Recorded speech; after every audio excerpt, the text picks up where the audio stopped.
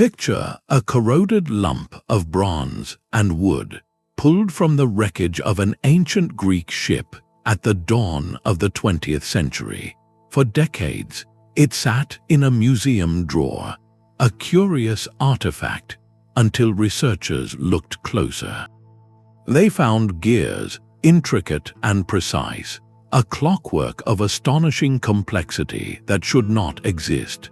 This is the Antikythera Mechanism, a device that could predict the dance of planets and the timing of eclipses with a sophistication unmatched for over 1,000 years.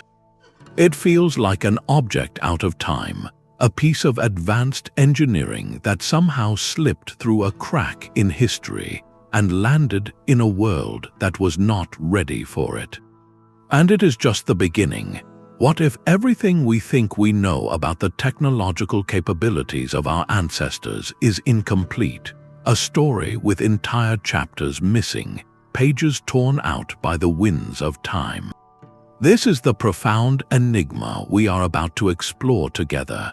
Welcome to a journey that will stretch your imagination and reshape your understanding of human history.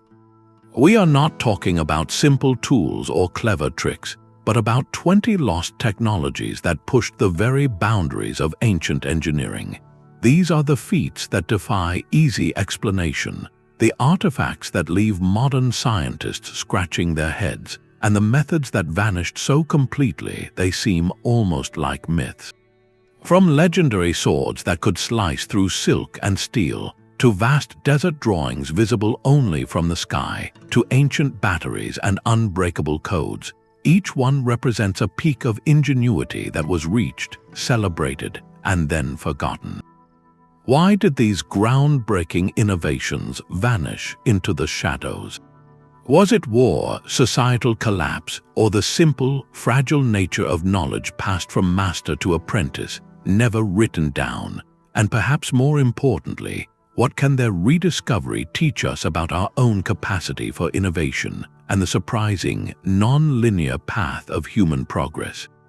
This video is an expedition across continents and millennia. We will walk the mortarless walls of Incan fortresses, feel the imagined heat of Greek fire on water, and gaze at crystal lenses that sharpened the ancient world. We will listen for the intended echoes in pyramid chambers and try to decipher the stars as the Polynesian navigators did, using nothing but the waves and the wind. This is more than a list of curiosities. It is an investigation into the very nature of knowledge itself, a reminder that brilliance is not a guarantee of legacy. Our perception of the ancient world is often one of gradual, struggling advancement. But what if the truth is far more fascinating? What if history is not a smooth slope upward, but a landscape of towering, isolated peaks, achievements so advanced that when they crumbled, it took centuries for civilization to climb back to their height? Prepare to have everything you thought you knew challenged, as we unveil these 20 astonishing feats and piece together the story of the marvels we let slip away. To understand how such brilliance could be forgotten, we must first leave behind our modern assumptions. We often picture the distant past as a simpler time, a constant struggle for survival where every ounce of energy went toward basic needs. But this view is a profound misconception, a shadow cast backward by our own industrial age. The reality is far more vibrant. The ancient world was not primitive, it was profoundly different. A tapestry of civilizations where intellectual ambition and practical mastery were woven into the very fabric of daily life and cosmic belief. Consider the landscape they operated within, from the sprawling Roman Empire to the interconnected city-states of the Maya. These were not isolated pockets of humanity. They existed within vast, humming networks of trade and idea exchange. Silk routes, spice roads, and maritime paths were not just conduits for goods, but for knowledge. A mathematical concept from India could influence an astronomer in Baghdad. A metalworking technique from Anatolia might find its way to a swordsmith in Damascus. Engineering was not a separate field staffed by specialists in lab coats. It was an integrated art and science practiced by priests who tracked the stars, by artisans who deified their materials, and by builders whose monuments were prayers in stone. The common thread running through these diverse cultures was a deep, intimate dialogue with the natural world. Their textbooks were the night sky, the flow of rivers, and the properties of stone and metal. Astronomy was not abstract science, it was essential for planting crops and marking sacred time. Geometry was the sacred language of the gods, used to design temples that harmonized with celestial events. Their understanding was often encoded not in dry manuals, but in myth, ritual, and oral tradition. The recipe for a legendary steel might be guarded in a song. The principles of acoustics for a temple could be embedded in a creation story. This was knowledge felt in the hands and seen with the soul, as much as it was calculated with the mind. What conditions sparked such peaks of innovation? Often, it was necessity born from scarcity or ambition. Resource limitations became a powerful catalyst. The Romans, needing to build harbors that would last in the corrosive sea, experimented tirelessly with volcanic ash and lime, stumbling upon a concrete formula we still cannot perfectly replicate.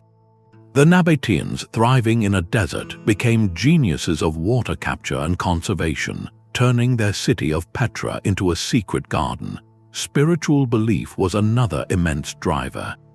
The desire to commune with the divine, to create gateways to the gods or monuments to cosmic order, led to projects of staggering scale and precision.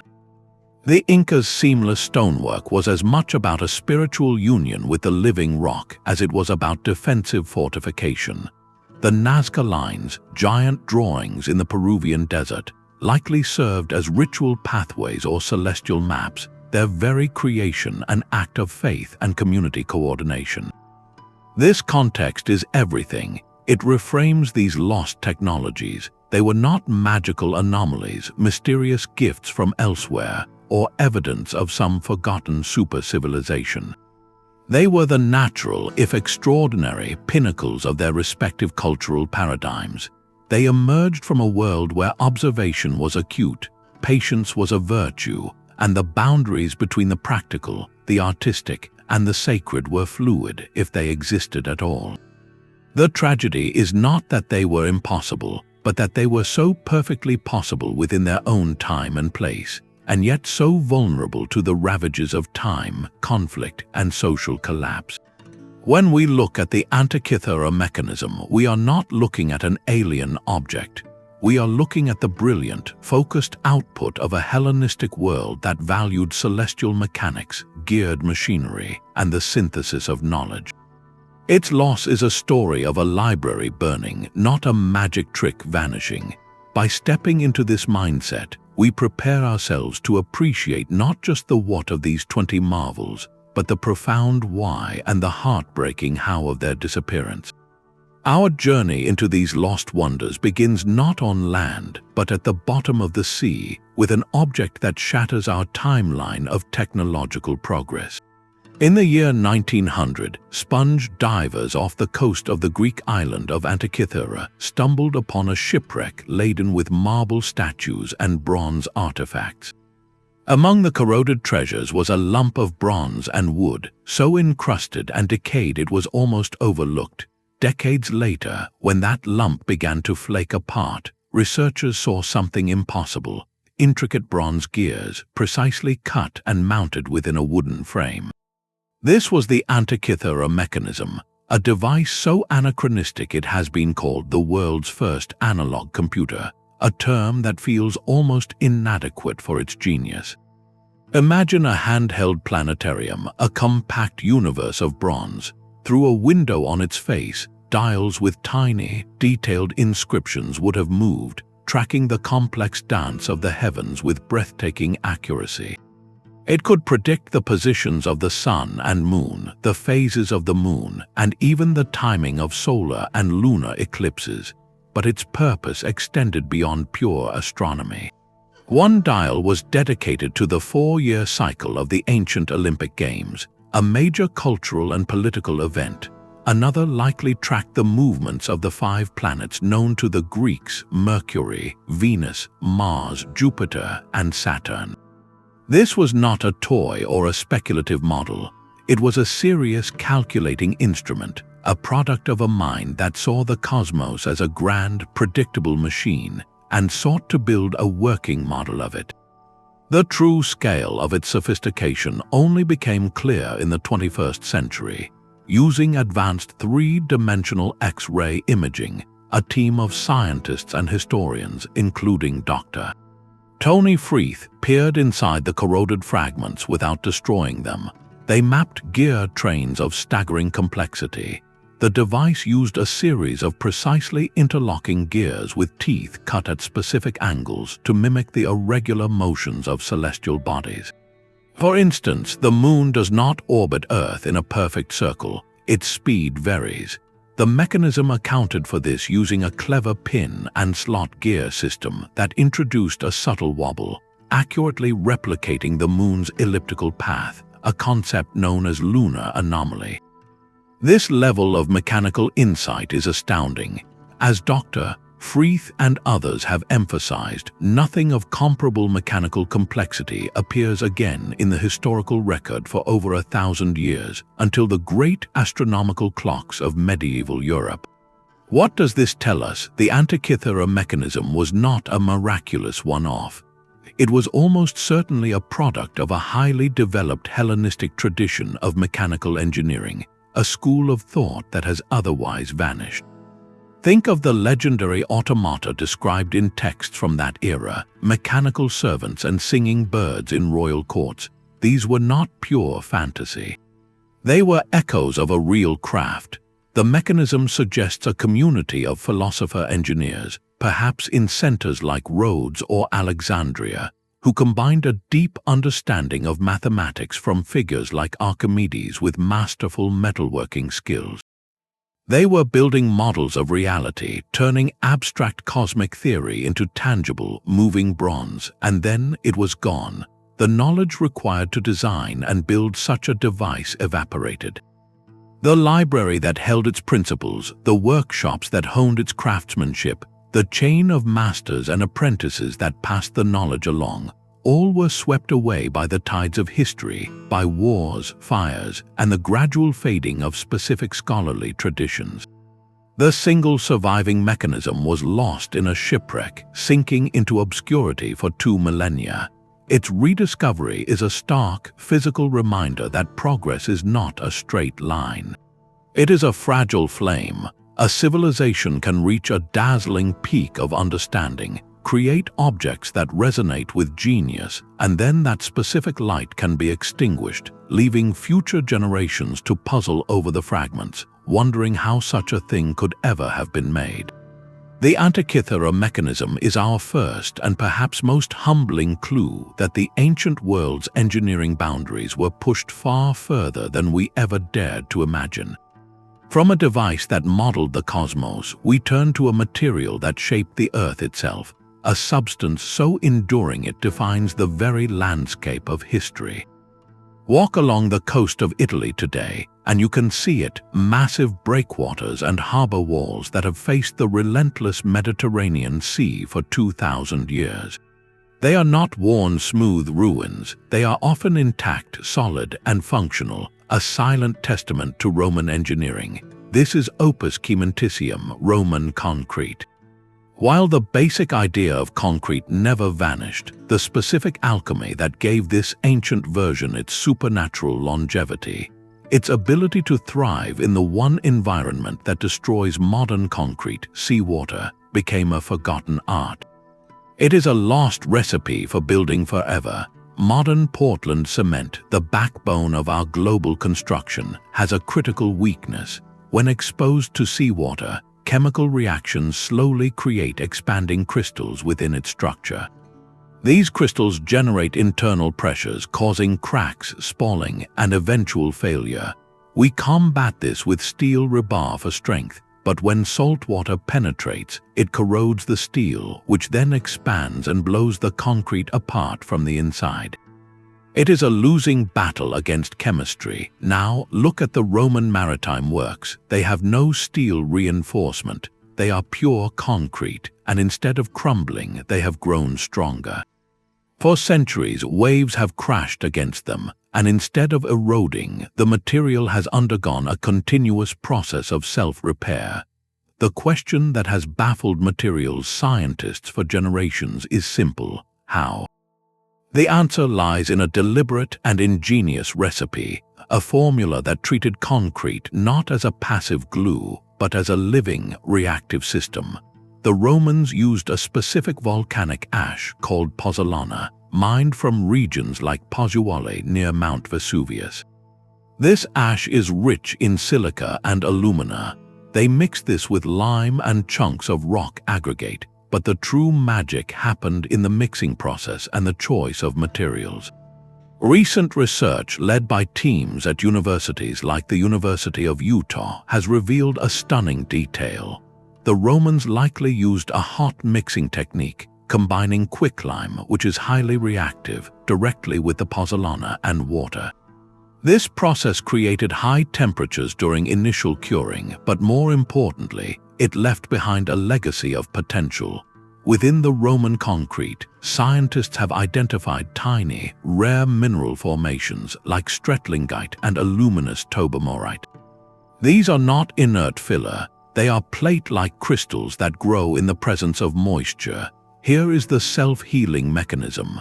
When seawater finally does seep into a tiny crack in the Roman concrete, it reacts with the leftover, unreacted lime and the volcanic ash particles. This chemical reaction forms these very same strong, plate-like crystals. They effectively fill the crack, sealing it shut. The intrusion of water, the very agent of destruction for modern concrete, becomes the trigger for repair in the Roman version. The material is designed to fight back. This philosophy reveals a fundamental contrast in engineering mindset. Roman engineers thought in geological time scales. They were building monuments, aqueducts, and harbors for an eternal empire. Their concrete was meant to become part of the landscape, to endure as long as the hills. Our modern approach, driven often by cost, speed, and standardized materials, typically plans for a lifespan of decades, perhaps a century. We build with the expectation of maintenance, repair, and eventual replacement. The Roman formula was about creating a legacy that would outlast language, empire, and memory itself. The quest to fully reverse engineer this technology is more than academic. It is a pressing environmental and economic mission. Modern concrete production is a massive source of carbon dioxide emissions, primarily from the heating of limestone to make lime. If we could replicate the Roman use of less processed materials, their mixed designs that require less pure lime, and create infrastructure that lasts for millennia instead of decades, the impact on sustainability would be profound. We would build less often, use fewer resources, and create structures that truly stand the test of time. Researchers around the world are now experimenting with modern versions of pozzolanic materials, like fly ash from coal plants, to mimic this ancient durability. In a beautiful twist of fate, the secrets buried in 2,000-year-old piers might hold the key to building a greener, more resilient future. The lost technology of Roman concrete is not just a historical curiosity. It is a challenge from the past, asking us why we stopped building things to last. From the enduring strength of stone and mortar, we shift to a technology of terrifying, fleeting brilliance, a weapon that was less a tool and more a force of nature harnessed by human hands. Picture the scene on the waters of the Bosporus in the 7th or 8th century. A fleet of Arab warships, confident and powerful, advances on the great city of Constantinople, the heart of the Byzantine Empire. From the decks of the smaller Byzantine dromons, operators man a strange apparatus, a bronze tube mounted on the prow. With a roar and a hiss, a stream of liquid fire erupts, arching across the waves. It does not sink when it hits the water. It floats, it spreads, and it burns with a ferocious, persistent flame that clings to wooden hulls and sails, a fire that water seems to feed rather than quench. This was Greek fire, the Byzantine Empire's most closely guarded secret and the psychological weapon that secured its survival for centuries against overwhelming odds. The power of Greek fire was not merely in its destructiveness, but in its seemingly supernatural properties. Historical accounts, primarily from Byzantine enemies and chroniclers, describe a substance that was projected from siphons, often with the sound of thunder. It could be sprayed like a modern flamethrower or launched in clay pots from catapults. Most terrifyingly, it burned on contact with water, making the sea itself a field of fire. Attempts to douse it with water reportedly made it blaze more fiercely. Only substances like sand, strong vinegar, or perhaps stale urine were said to smother it. Imagine the sheer horror and demoralization this would inflict on a medieval sailor. Your greatest ally, the sea that carries your ship, becomes an extension of the enemy's weapon. The tactical advantage was absolute, turning naval battles from contests of ramming and boarding into nightmarish infernos where the Byzantine fleet held a decisive, unstoppable edge. The exact formula for this legendary substance died with the Byzantine Empire.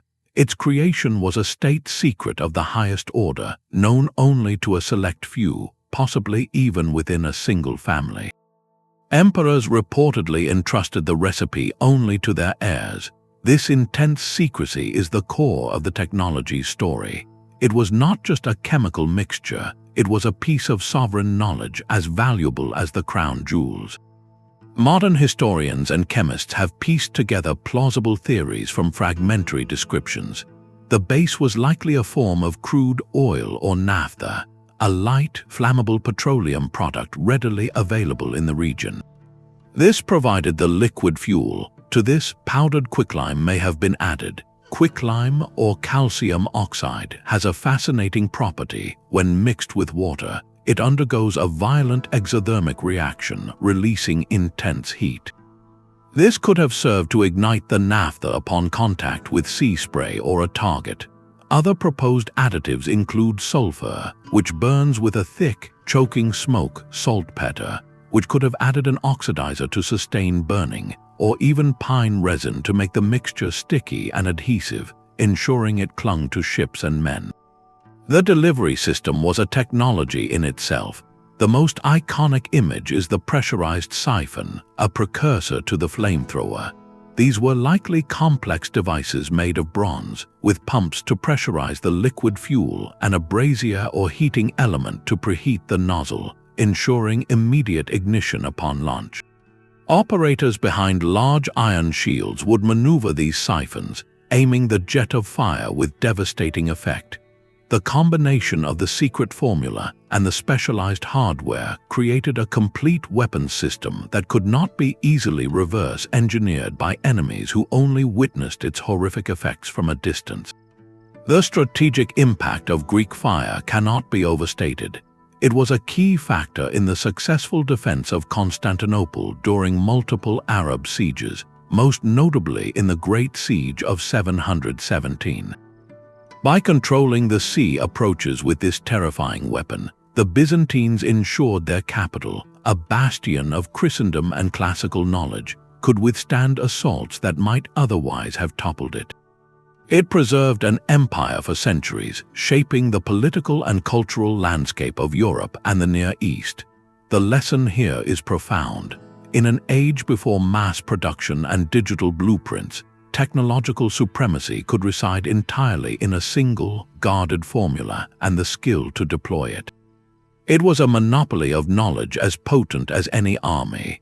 When Constantinople finally fell to the Ottomans in 1453, the secret of true Greek fire appears to have been lost forever, not to conquest but to time and silence.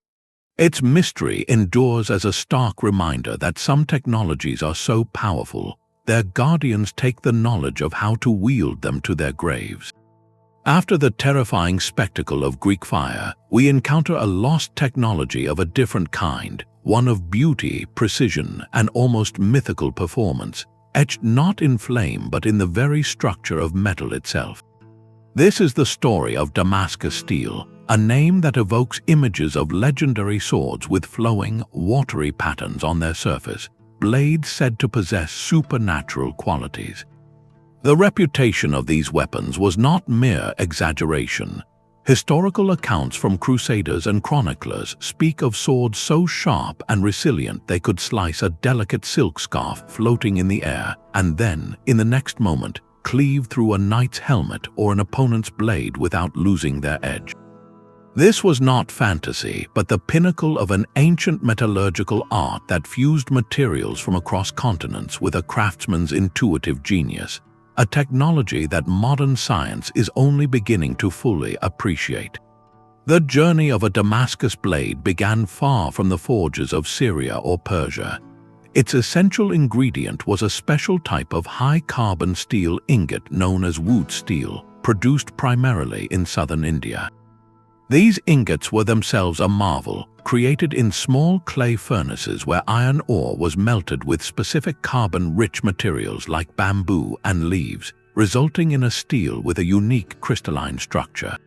Through ancient trade routes, these prized wood ingots traveled west, reaching the hands of master smiths in the Near East.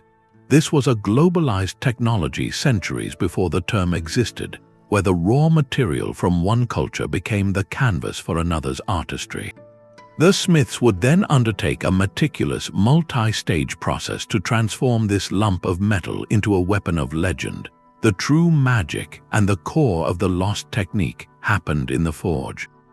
The smith would carefully heat the wood's ingot to a precise temperature, not enough to melt it completely, but to make it malleable. It was then hammered, folded, and reforged repeatedly. This wasn't just simple pounding, it was a controlled dance of heat and force. The process, known as pattern welding, served to evenly distribute the carbon throughout the steel, removing impurities and creating hundreds of microscopically thin layers. But Damascus steel was more than just layered metal. The critical, lost step involved a specific cycle of heating and very slow cooling, known as annealing, often in the coals of the forge itself. This delicate thermal treatment caused the excess carbon in the steel to precipitate out in the form of ultra-hard carbon nanotubes and nanowires, structures so advanced we only discovered and named them with 20th-century electron microscopes. These tiny structures within the metal matrix are what gave the blade its extraordinary properties, a combination of hardness for holding a sharp edge and flexibility to prevent shattering. The distinctive rippling pattern, resembling flowing water or a damask textile, was a natural byproduct of this internal crystalline architecture, a visual signature of the perfected process. This knowledge was not written down in manuals. It resided in the senses of the master smith. He learned to judge temperatures by the color of the glowing metal in dim light, to feel the right consistency under the hammer, to hear the correct ring during annealing.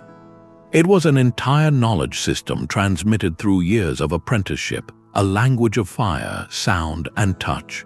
The craft was often protected within family lineages or closed guilds, its secrets guarded as closely as any state weapon.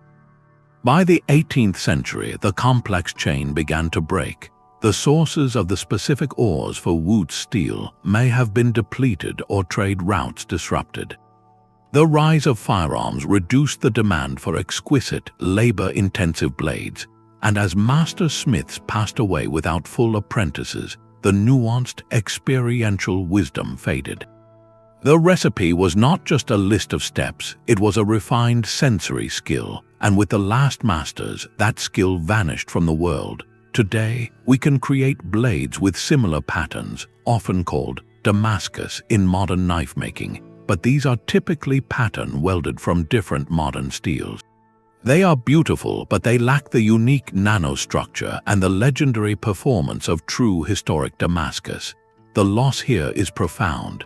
It represents the extinction of a complete technological language, one where material science was guided by human intuition and honed by generations of practiced hands. We recovered the artifacts, the stunning swords in museums, and we have now used advanced tools to analyze their atomic secrets. Yet, the living art, the embodied knowledge of how to consistently create that perfection, remains just out of reach, a silent testament to the fragile, human dimension of technology that can be lost as completely as any library burned to ashes. From the forged mastery of metal, we turn to a technology of immense scale and silent, staggering precision, one carved not in steel but in the living bones of the earth itself. High above the ancient Inca capital of Cusco, Peru, the fortress complex of Sacsayhuaman presents a sight that defies simple explanation. Its iconic zigzagging walls are assembled from colossal blocks of limestone, some weighing well over 100 tons. What stops visitors in their tracks is not merely the size, but the breathtaking fit. Each irregularly shaped megalock is intricately joined to its neighbors with such exactitude that the seams are virtually invisible. It is often said and demonstrated that you cannot slip a razor blade or even a piece of paper between them. This is masonry without mortar, a three-dimensional stone puzzle executed on a gargantuan scale, and the methods behind its creation constitute one of the most tangible yet elusive lost technologies in the world. The mystery begins at the quarry. The limestone was sourced from sites several miles away across rugged Andean terrain. How did the Inca move these behemoths? The conventional answer involves armies of laborers using ropes, levers, and earthen ramps. While this speaks to incredible social organization, it feels incomplete when confronted with the precision of the final product. Dragging a 100-ton block is one thing, but positioning it with millimeter accuracy is another order of problem entirely. This is where the theories venture into the realm of lost techniques. One persistent idea involves the use of sound or sonic resonance. Could specific frequencies, produced by chanting or striking stones, have been used to temporarily alter the crystalline structure of the rock, making it more malleable or easier to shape? While intriguing, this remains in the domain of speculation without concrete evidence from the archaeological record. A more grounded, yet still lost, botanical theory points to the Incas' profound knowledge of their environment. Certain plants in the region, like the puya or some local herbs, have sap with high acidic or chemical properties. The hypothesis suggests that a paste or poultice made from these plants was applied to the stone surface. This application, possibly combined with heat from the sun, might have slightly softened the outer layer of the limestone, just enough to allow for precise shaping and polishing using harder stone tools. This method would represent a form of chemical-assisted stonemasonry, a gentle technology that worked with the material's properties rather than overwhelming them with brute force. The specific recipe and application process, if it existed, died with the master builders. Perhaps the most compelling theory requires no exotic substances, only an almost unimaginable degree of patience and skill. This is the technique of abrasion fitting. Imagine two massive blocks that need to join perfectly. Stonemasons would shape them roughly to size, then the real work began. One block might be positioned as the stationary base. The facing surface of the other block would be meticulously ground against it using a slurry of sand and water as an abrasive, with workers rocking or sliding the upper stone back and forth, perhaps for months. Over time, this painstaking process would wear down the high points on both surfaces until they conformed to each other with flawless, mirror image precision. This method explains the perfect fits and the slight, concave depressions sometimes seen on the faces of the stones. It was a technology of time, where human labor and relentless, gradual friction achieved what our power tools do with speed and noise. This leads us to the core of the lost Inca technology, a philosophical approach as much as a practical one. The Inca did not see stone as a dead, inert material to be conquered. In their worldview, stone was alive, possessing a spirit or essence called a huaca. The act of building was not an imposition, but a conversation, a sacred act of convincing the stone to take a new form for the community. The perfect joinery was not just engineering excellence, it was a sign of respect, creating a harmonious, interlocking whole that could withstand the region's frequent earthquakes by moving and settling as one unified entity. The technology lost at Sacsayhuaman, therefore, is multi-layered. We may have lost the specific tricks for moving or softening rock, but on a deeper level, we lost the holistic craft of stone listening, the communal patience to fit giant blocks over years, and the sacred mindset that saw construction as a collaborative ritual with the living earth. Their walls stand not as a monument to domination over nature, but to a profound and silent dialogue with it, a dialogue whose fluent language we are still struggling to decipher. From the monumental stone dialogue of the Andes, we voyage now into the vast, featureless expanse of the North Atlantic, where another technology was born not from shaping rock, but from reading light itself. Picture a Viking longship, a slender dragon of oak, riding the swells far from any coastline. The sky is a solid dome of gray cloud, blotting out the sun, the stars, every familiar celestial marker. In such conditions, a modern sailor would rely on a magnetic compass or GPS, but these tools were centuries away from European use. Yet Norse sagas, like the tale of King Olaf, speak of a magical tool, a solarstein or sunstone, used to locate the hidden sun. For generations, this was dismissed as mere legend, a fanciful metaphor. But modern science and archaeology have revealed it was likely a brilliant application of a natural crystal, a lost technology of perception that turned the very atmosphere into a navigational instrument. The key mineral is a transparent form of calcite known as Iceland spar. This crystal possesses a unique optical property called birefringence, or double refraction. When a beam of light passes through it, it splits into two separate rays. Crucially, the sky's light is polarized, meaning its waves vibrate in a specific direction relative to the sun's position, even when the sun itself is obscured by cloud or fog. A skilled navigator holding a piece of Iceland spar up to the sky and rotating it would see a telltale change. At a certain orientation, the two images created by the double refraction would appear equal in brightness.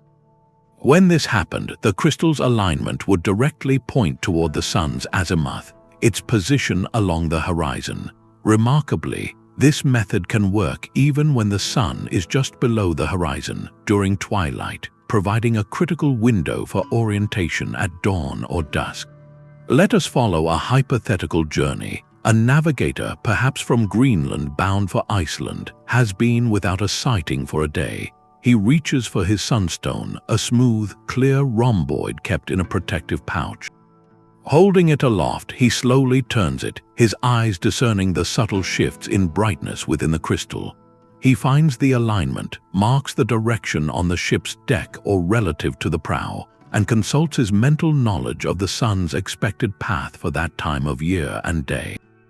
This information, combined with his profound understanding of wave patterns, the flight paths of seabirds, and the color and temperature of the water, creates a composite mental map. He was not using a single tool, but a layered system where the sunstone provided a crucial, objective data point to anchor his environmental observations. This was not gadgetry, it was a cultivated sensory science. The loss of this technique is a quiet tragedy of technological displacement. When the magnetic compass arrived in Europe from China via the Arab world, it offered a simpler, more consistently reliable method that did not require deep sky reading skill or specific, clear crystals. The intimate, perceptual art of using the sunstone faded, preserved only in cryptic saga references. Its rediscovery in the 20th century through optical physics highlights a vital point. This was a technology deeply embedded in a specific relationship with the natural world. It required the navigator to understand light not just as illumination, but as a structured phenomenon carrying hidden information. It demanded a perceptual literacy that we have largely outsourced to our instruments. The Viking Sunstone, therefore, represents a category of lost knowledge that is both elegantly simple and profoundly sophisticated. It required no moving parts, no fuel, only a naturally formed crystal and a human mind trained to interpret its message. Its disappearance marks a shift from embodied, environmental intelligence to instrumental, abstracted guidance. We gained consistency and ease, but we lost a form of direct dialogue with the sky, a tangible connection between the mineral world in one's hand and the distant, hidden fire that guided a ship across an open ocean. It reminds us that some of the most advanced ancient engineering was not about building structures, but about building understanding, using the subtle properties of the world as a guide through the unknown. From the perceptual science of the Viking Sunstone, we travel to a dusty museum shelf in Baghdad, where a small, unassuming collection of objects sits behind glass, holding a controversy that quietly upends our timeline of discovery. These artifacts, known collectively as the Baghdad Battery, consist of a simple clay jar about the size of a fist, a rolled copper cylinder, and an iron rod. Found with other items from the Parthian period, around 2,000 years ago, they were initially catalogued as storage vessels for scrolls, but to an observer familiar with basic physics, their assembly bears a startling resemblance to the core components of a primitive electrical cell. The iron rod, insulated from the copper cylinder by a bitumen stopper, would be suspended inside the cylinder, which itself sat inside the clay jar.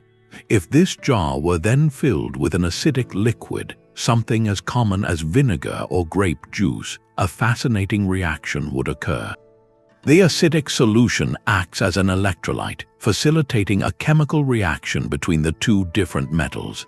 Electrons would flow from the iron rod to the copper cylinder through the liquid, creating a small but measurable electrical potential between them, a voltage. Connect several of these jars together in a series, and you could theoretically produce a more substantial charge. This simple description ignites a storm of questions, because the official history of electricity tells us that the first true electrochemical cell was invented by Alessandro Volta in the year 1800. So what are we to make of these ancient components? The most tantalizing theory suggests they were used for electroplating, the process of depositing a thin layer of one metal, like gold or silver, onto the surface of another. A small electrical current is precisely what drives this process. Imagine an artisan wishing to gild a silver ring. They could suspend the ring in a solution containing gold salts, connect it to the copper terminal of a series of these cells, and connect an object of the base metal to the iron terminals. The current would slowly draw gold particles from the solution to coat the ring. Some artifacts from the same region and period do show evidence of very thin, high-quality gilding that has puzzled experts, as traditional fire gilding methods often produce thicker, less even coatings. Could this be the physical evidence of a lost electrical art? Other scholars propose more spiritual or medicinal purposes. The mild shock produced by a single cell could have been interpreted as a mystical or healing sensation, used in temple rituals or early therapeutic practices. Perhaps they were used to create a surprising tactile effect in religious statues, or their faint current was believed to transfer a vital force. There is also the possibility, of course, that they were simply convenient storage jars for sacred materials, and the electrical function is a complete coincidence of their construction, a modern interpretation projected onto the past. This is the conservative view, urging caution against rewriting history based on a handful of ambiguous finds. Yet, even if we embrace the most cautious interpretation, the Baghdad Battery forces a profound philosophical confrontation. Its very existence as a physical model demonstrates that the fundamental principle of a galvanic cell, two dissimilar metals in an acid producing a current, was physically present and could have been stumbled upon in antiquity. It proves the conditions for discovery were there. This challenges the comforting, linear narrative of scientific progress, where each breakthrough builds neatly on the last in an unbroken chain leading to our modern world. Instead, it suggests a more fragmented, sporadic history of knowledge. Sparks of insight can and did occur in isolated flashes, understood perhaps only in a practical, applied context by a small guild of artisans or priests, never formalized into a theory of electricity, and therefore easily extinguished by time, social upheaval, or simply a lack of perceived need. The battery is not necessarily proof of ancient electrical engineers, but it is powerful evidence of ancient electrochemical possibility, a road not taken that lay dormant for centuries. It whispers that our timeline of invention is not a straight line, but a landscape dotted with forgotten campfires, whose light briefly illuminated principles we would later claim to have discovered for the very first time. From a potential ancient electrical current, we move to a different kind of energy entirely, the power of the written word, or more precisely, the power of a written word that no one living can understand. On the sun-drenched island of Crete, within the ruins of the Minoan palace of Phaistos, archaeologists unearthed an object that is, in its own way, as electrically charged with mystery as the Baghdad Battery. It is a disk of baked clay, roughly the size of a small dinner plate, and its surface is a captive audience to one of history's most stubborn riddles. On both sides, spiraling inward like the coils of a serpent, are 241 symbols, pressed neatly into the soft clay before it was fired. These are not random scratches or freehand drawings. Each symbol, depicting everything from human heads and shields to birds, flowers, and abstract marks, was made with a separate, pre-carved seal. Someone over 3,500 years ago had a set of stamps and used them to imprint a message onto this clay disc, one character at a time. Consider for a moment the profound technological leap this represents. Every other known text from the Bronze Age Aegean, like Linear A and Linear B tablets, was written by hand, inscribed with a stylus into clay. The Phaistos Disc is different. It is the product of a printing process. The creator had to first conceive of and meticulously carve a unique seal for each of the 45 distinct symbols found on the disc. This represents a significant upfront investment of labor, implying the intention was not for a single message, but for many. The very existence of reusable type suggests a desire for standardization and repetition, concepts that would not become widespread until Johannes Gutenberg's printing press in the 15th century.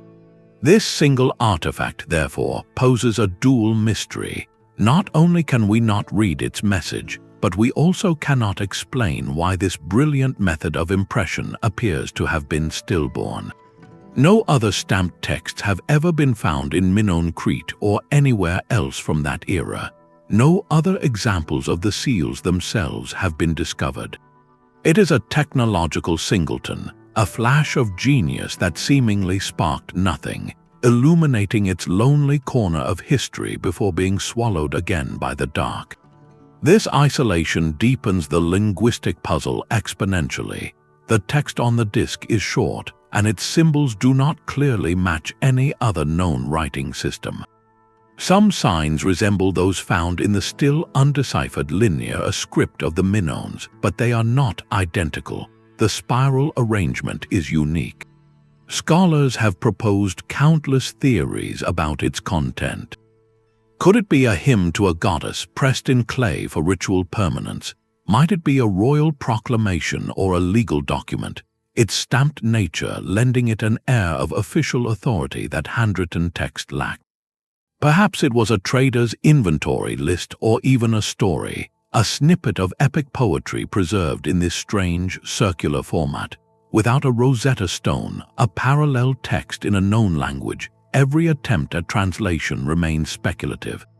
Modern computational analysis suggests the symbols follow patterns consistent with a syllabic or alphabetic script, not mere pictograms, but the code remains unbroken.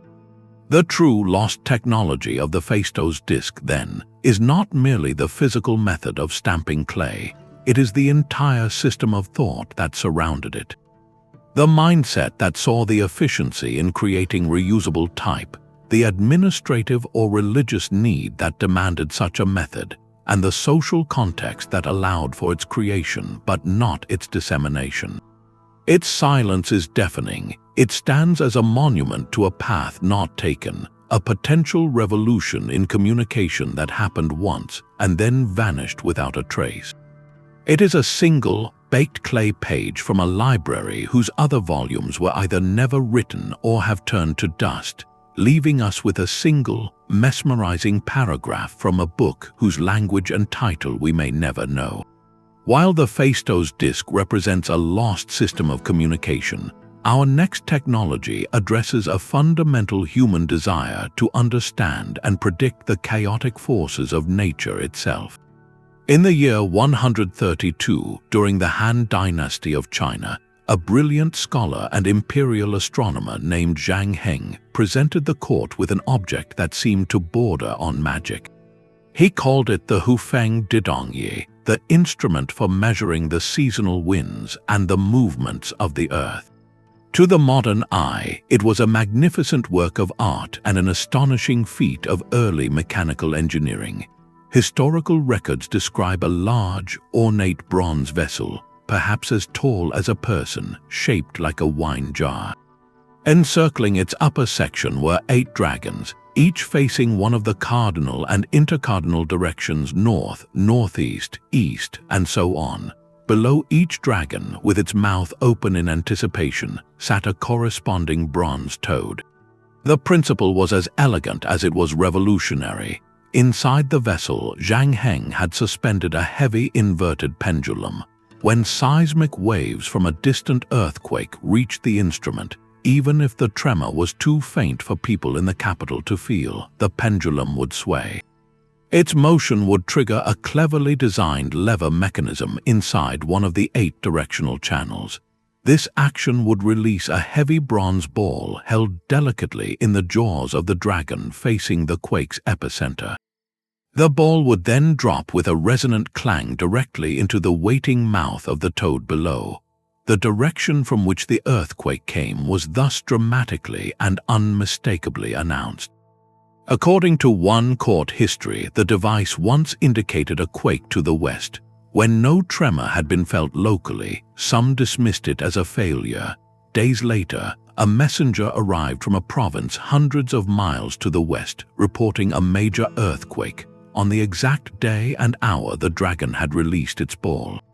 The true sophistication of Zhang Heng's seismoscope lies in what we have had to reconstruct. The original device and its precise internal blueprints have been lost to time, a casualty of the endless cycles of war, dynastic change, and the fragile nature of knowledge transmission in the ancient world. Modern engineers and historians, however, have pieced together plausible designs based on the written descriptions. The key insight is that it functioned as an inertial sensor. The heavy central mass, the pendulum, wanted to stay still due to inertia, while the outer casing of the vessel was jolted by the earthquake's waves. This relative motion is the same basic principle used in some modern seismographs. Zhang Heng's genius was in mechanizing the detection and making it directional. Some reconstructions propose a system of lightweight arms or latches surrounding the pendulum, designed to engage only when the pendulum swung along a specific axis, thereby tripping only one dragon's release mechanism. This implies an understanding of wave propagation and directional force that was centuries ahead of its time.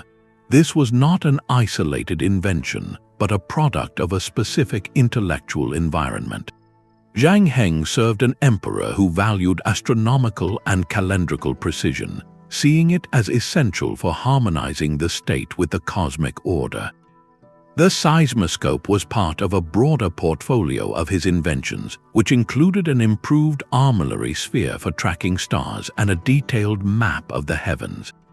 The device served a practical purpose: early warning of disasters in distant provinces, allowed the imperial court to organize relief efforts and demonstrate its benevolent oversight, but it also carried profound philosophical weight.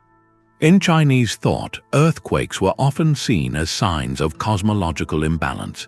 An instrument that could detect these subterranean rumblings was therefore a tool of statecraft and cosmic alignment, a way to listen to the whispers of the earth itself. The loss of the seismoscope's exact design is a classic case of how progress is not always a continuous line. The knowledge was held within a rarefied stratum of the imperial bureaucracy, documented in court records that could be scattered or destroyed during periods of instability. Without widespread dissemination or a continuous guild of craftsmen dedicated to its reproduction, the technology became a celebrated legend rather than a building block for further development. Later Chinese inventors would create other complex devices, but the specific mechanical art of Zhang Heng's earthquake detector faded. It stands as a powerful reminder that a society's capacity for innovation is as vulnerable as its libraries and its peace. A single brilliant mind can glimpse a possibility, but preserving that spark across generations requires a stable bridge of curiosity and need that history all too often has allowed to collapse. While Zhang Heng's device sought to interpret unseen terrestrial forces, another ancient technology aimed to enhance the most fundamental of human senses, the act of seeing itself. Scattered across museum collections are small, unassuming objects that, upon closer inspection, unravel a quiet revolution in perception. These are the crystal lenses of Nimrod and Heluan. Discovered in the ruins of an Assyrian palace in modern-day Iraq and within Egyptian tombs, these artifacts are not mere decorative stones. They are meticulously ground pieces of rock crystal, a form of pure quartz harder than steel, shaped into optical lenses with measurable focal length. Some are plano-convex, flat on one side and curved on the other, and when tested, they possess a genuine magnifying capability. Their existence, dating back over 3,000 years, directly challenges the long-held narrative that corrective lenses were an invention of the late medieval Italian glassmakers. This discovery forces us to reimagine the visual sophistication of ancient craftspeople and the subtle technologies they may have employed daily. Consider the immense skill required to create such an object without diamond-tipped tools or powered machinery. Rock crystal ranks 7 on the Mohs scale of hardness. To grind and polish a perfect, smooth curve into this stubborn material required not just patience, but a masterful understanding of abrasives. Artisans likely used progressively finer sands, perhaps wet pastes made from crushed emery or other hard minerals, laboriously working the crystal against a shaped stone or wood lap. The process demanded an intuitive grasp of geometry and curvature, ensuring both sides of the lens were aligned to produce a clear focal point rather than a distorted image. This was not a casual endeavor. It represented a high investment of time and elite skill, suggesting the lenses served a purpose valuable enough to justify such painstaking effort. But what precisely was that purpose? The archaeological context offers tantalizing but ambiguous clues. One compelling theory positions these lenses as tools of the artisan's trade. In cultures renowned for intricate miniature work, the delicate engraving on cylinder seals, the fine filigree in jewelry, the detailed inlay of ivory furniture, a magnifying lens would have been an invaluable aid. Imagine an Assyrian seal cutter tasked with incising complex mythological scenes onto a piece of hematite smaller than a thumb. A simple crystal lens, perhaps held in a simple stand or even by hand, could have brought those minute details into sharp focus, reducing eye strain and enabling a level of precision otherwise unimaginable. Similarly, Egyptian jewelers working with tiny gold granules for granulation techniques could have used magnification to place and fuse each minuscule sphere perfectly. This turns the lens from a curiosity into a fundamental piece of the workshop, a silent partner in creating the artistic masterpieces we still admire today. Yet the potential uses extend beyond the practical workshop into the realms of ritual and symbol. Rock crystal itself was a highly prized, semi-sacred material across the ancient world, associated with purity, light, and divine vision. A lens crafted from this substance could have held profound ceremonial significance. Priests might have used them as burning glasses, focusing the rays of the sun to kindle sacred fires during solar rituals, a literal harnessing of celestial power. In dimly lit temple interiors, a lens could have been used to concentrate lamplight onto a specific cult statue or ritual object, creating a dramatic spotlight effect to highlight the divine. There is even speculation, though more controversial, about their use in observational roles. Could a lens have been employed to scrutinize the entrails of a sacrificial animal for divination, seeking finer omens? Might a temple astronomer have used one to gain a slightly clearer view of a star or planet? While we lack direct evidence for such specific applications, the symbolic potency of a tool that clarifies sight aligns deeply with the spiritual quest for enlightenment and revealed truth. The true mystery of these crystal lenses is not just their function but their isolation. They appear as scattered, sophisticated fragments without a clear evolutionary trail. We have no ancient treatises on optics from these civilizations describing their manufacture or use. No workshops full of lens blanks or grinding tools have been conclusively identified. This suggests the knowledge was likely confined to small, specialized guilds of lapidaries or jewelers, transmitted orally and through hands-on apprenticeship. Such knowledge is fragile. Political upheaval, the decline of a royal court that sponsored such luxury crafts, or simply a shift in artistic fashion, could cause this refined skill to fade from memory. The technology did not disappear because it was ineffective, but perhaps because its application was niche, its practitioners few, and its principles never widely disseminated or written down. These exquisite objects thus represent a lost branch of optical science, a technology of enhanced sight that flickered brilliantly in a few ancient workshops before the light went out, waiting centuries to be rekindled. They remind us that innovation can be small, personal, and intimately tied to the human hand and eye, leaving behind only a polished crystal clue to a world seen more sharply. This concept of technology as an extension of human perception finds its ultimate expression not in a crafted object, but in the human mind itself, trained to become a perfect instrument. To witness this, we must leave the workshops and temples behind and set sail on the vast, open Pacific Ocean, following the greatest navigators in human history. The Polynesian voyagers achieved something that, from our modern perspective, seems almost supernatural. They discovered and settled islands scattered across an ocean area larger than all the continents combined, navigating between specks of land separated by thousands of miles of empty sea.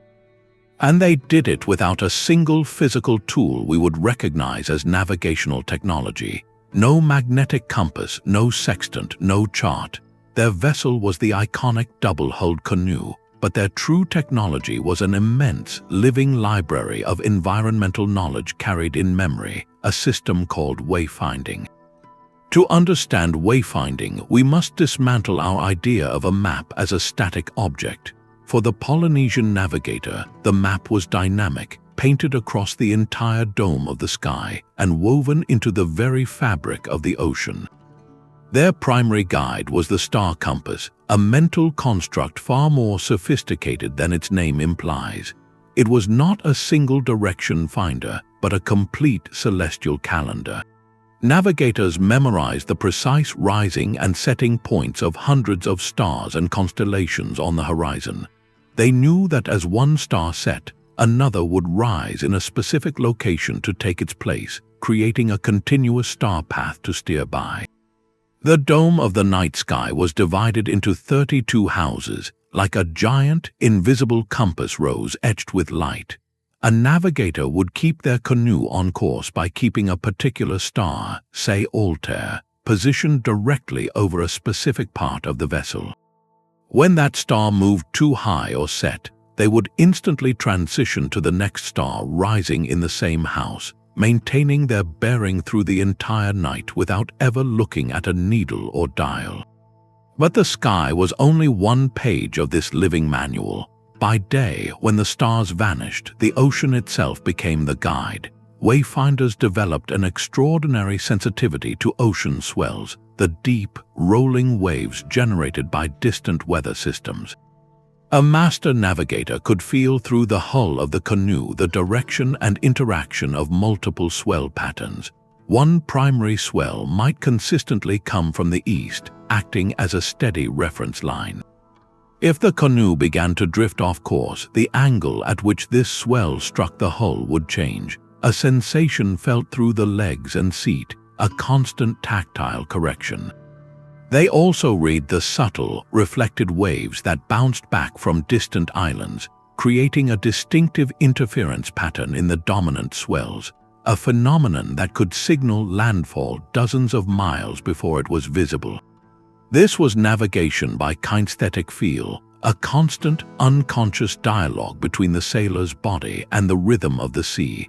The environment provided a chorus of other clues. Specific species of birds, like the white tern, were known to fly out from land to fish each morning and return each evening. Sighting these birds and observing the direction of their flight at dawn and dusk gave a clear bearing to an island hidden beyond the horizon. The very color of the water changed with depth and underwater topography. A sudden shift to a lighter turquoise might indicate a shallow lagoon system ahead, while deeper water appeared a darker blue. Incredibly, navigators even spoke of tasting the ocean, as fresh water seeping from an island could slightly dilute the salinity of the surrounding sea, a change detectable to a practiced palate. Clouds also told stories. Stationary puffy clouds often form over the warm landmass of an island, while the underside of clouds might show a greenish reflection from the lagoon beneath them. Every sensory input was integrated into a single, coherent picture of position and direction. This profound knowledge was not written down. It was a living technology, preserved and transmitted through an intense oral tradition. It was encoded in chants and songs that listed star sequences, swell patterns, and island sequences. Young apprentices learned not in classrooms but on the ocean, spending years under the tutelage of a master navigator, experiencing the patterns firsthand, feeling the swells, memorizing the stars, and internalizing the chants. The navigator was not just a technician but a custodian of sacred knowledge, often holding a revered, almost priestly status in society. This system worked flawlessly for centuries, enabling the purposeful exploration and settlement of the Pacific. Yet, this magnificent intangible technology faced near total extinction with the arrival of European ships. Colonial powers, with their compasses and chronometers, dismissed this knowledge as primitive superstition.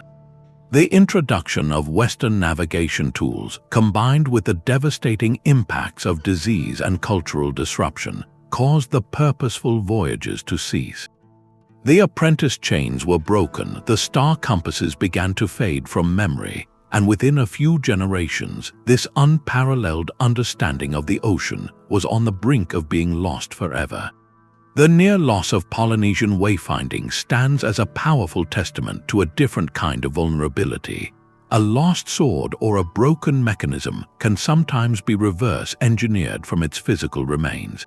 But how do you reconstruct a knowledge system that exists only in human memory and lived experience? Its revival in recent decades, led by cultural heroes like Mau Piailug, who taught a new generation the ancient arts, is a story of cultural resilience. It reminds us that technology is not always something you hold in your hand. Sometimes, the most advanced technology is the human mind, trained to perceive the world with such depth and precision that it can find a single island in a world of water. This was a technology of mind, memory, and multisensory harmony with the natural world, a system so elegant that its rediscovery challenges our very definition of what it means to navigate. That profound connection between knowledge and the natural world, where the environment itself becomes a guide, finds a striking parallel in another ancient achievement, one where human ingenuity sought not just to navigate the world, but to defy one of its most relentless forces. In the heart of modern Delhi, exposed to monsoon rains, pollution, and over 16 centuries of time, stands a silent sentinel that has baffled metallurgists and engineers for generations. The Iron Pillar of Delhi, a towering column of wrought iron over 7 meters tall and weighing more than 6 tons, displays a mystery that is deceptively simple. It does not rust. In a climate where modern steel structures require constant maintenance and protective coatings to fight corrosion, this ancient pillar has endured since approximately the 4th century AD, with only the most superficial layer of oxidation, a thin, stable patina that actually protects the metal beneath. This isn't just a lucky artifact, it is a deliberate and masterful triumph of ancient materials science, a technology of purity and preservation that speaks to an era where crafting something to last millennia was a sacred art. To understand the pillar's secret, we must look past the monument itself and into the very earth from which it came, and the fires that shaped it. Modern spectroscopic analysis has revealed the pillar's unique chemical signature. It is made of remarkably pure wrought iron with a very low sulfur and manganese content, impurities that typically accelerate corrosion. But the real key lies in what it contains: a high percentage of phosphorus. This phosphorus is not an accident. It came from the specific iron ores used and, crucially, from the method of smelting. Historical metallurgists believe the Gupta-era ironsmiths used a distinctive furnace process. They would have employed rich, phosphorus-bearing iron ore and charcoal as both fuel and reducing agent. The furnace temperatures were carefully controlled, likely lower than in modern blast furnaces. This slower, more deliberate process allowed the phosphorus from the ore to become integrated into the iron bloom, the spongy mass of metal produced in the furnace, rather than being burned off or separated into slag. The craftsmanship, however, did not end at the smelter. The next stage, the forging, is where genius truly took hold. The massive iron bloom would have been repeatedly heated and hammered by teams of blacksmiths. This intense mechanical working did more than just shape the metal. It distributed the phosphorus evenly throughout the material and, critically, helped drive out much of the slag and other impurities still trapped within. The result was an exceptionally homogeneous and slag-free wrought iron bar. But the final, and perhaps most important, step was the cooling process. Researchers theorize that after its final forging and shaping, the pillar was allowed to cool slowly in open air. This gradual cooling, combined with its high phosphorus content, promoted the formation of a thin, continuous barrier on the surface. This barrier is a passive film, primarily a complex compound of iron, oxygen, and phosphorus. Unlike the flaky, expansive red oxide we call rust, which continually eats away at the metal, this passive layer is dense, stable, and tightly bonded. It acts as a perfect shield, preventing moisture and oxygen from reaching the pure iron beneath. It is a self-healing skin, formed not by an added coating, but engineered from the very essence of the metal itself. The creation of the pillar, therefore, was far more than an industrial feat. It was a ritual of transformation, imbued with intention. The furnace was not just a tool, it was a symbolic womb. The hammering was an act of purification. Every stage, from selecting the right ore from a sacred landscape to the rhythmic, almost ceremonial blows of the hammers, was likely steeped in tradition and spiritual significance. The ironsmiths were not just laborers, they were alchemists of durability, manipulating the hidden properties of earth and fire to create an object meant for eternity. This context is vital. The pillar was originally erected as part of a Hindu temple complex, possibly dedicated to the god Vishnu, and later moved. Its inscription celebrates the deeds of a king, suggesting it was a Dhvaja Stambha, a flagstaff of cosmic and royal power. Its purpose was to stand as a testament to communicate glory and faith across ages. The technology was inseparable from this intent. They were not building a bridge or a tool for daily use. They were crafting a legacy in metal, engineering a material so stable it could carry a message through time itself. The loss of this specific craft is a subtle one. The knowledge was not necessarily destroyed in a single cataclysm, but likely faded as priorities and processes shifted. Later iron-making techniques in India and elsewhere evolved to produce larger quantities of metal, often using different ores and higher temperature furnaces that burned away the protective phosphorus.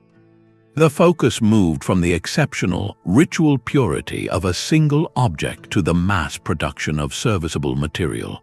The precise sensory knowledge, the sight of the ore, the color of the flame, the sound of the hammer on metal that signaled the right consistency, that guided the Gupta-era masters, was part of an oral and experiential tradition.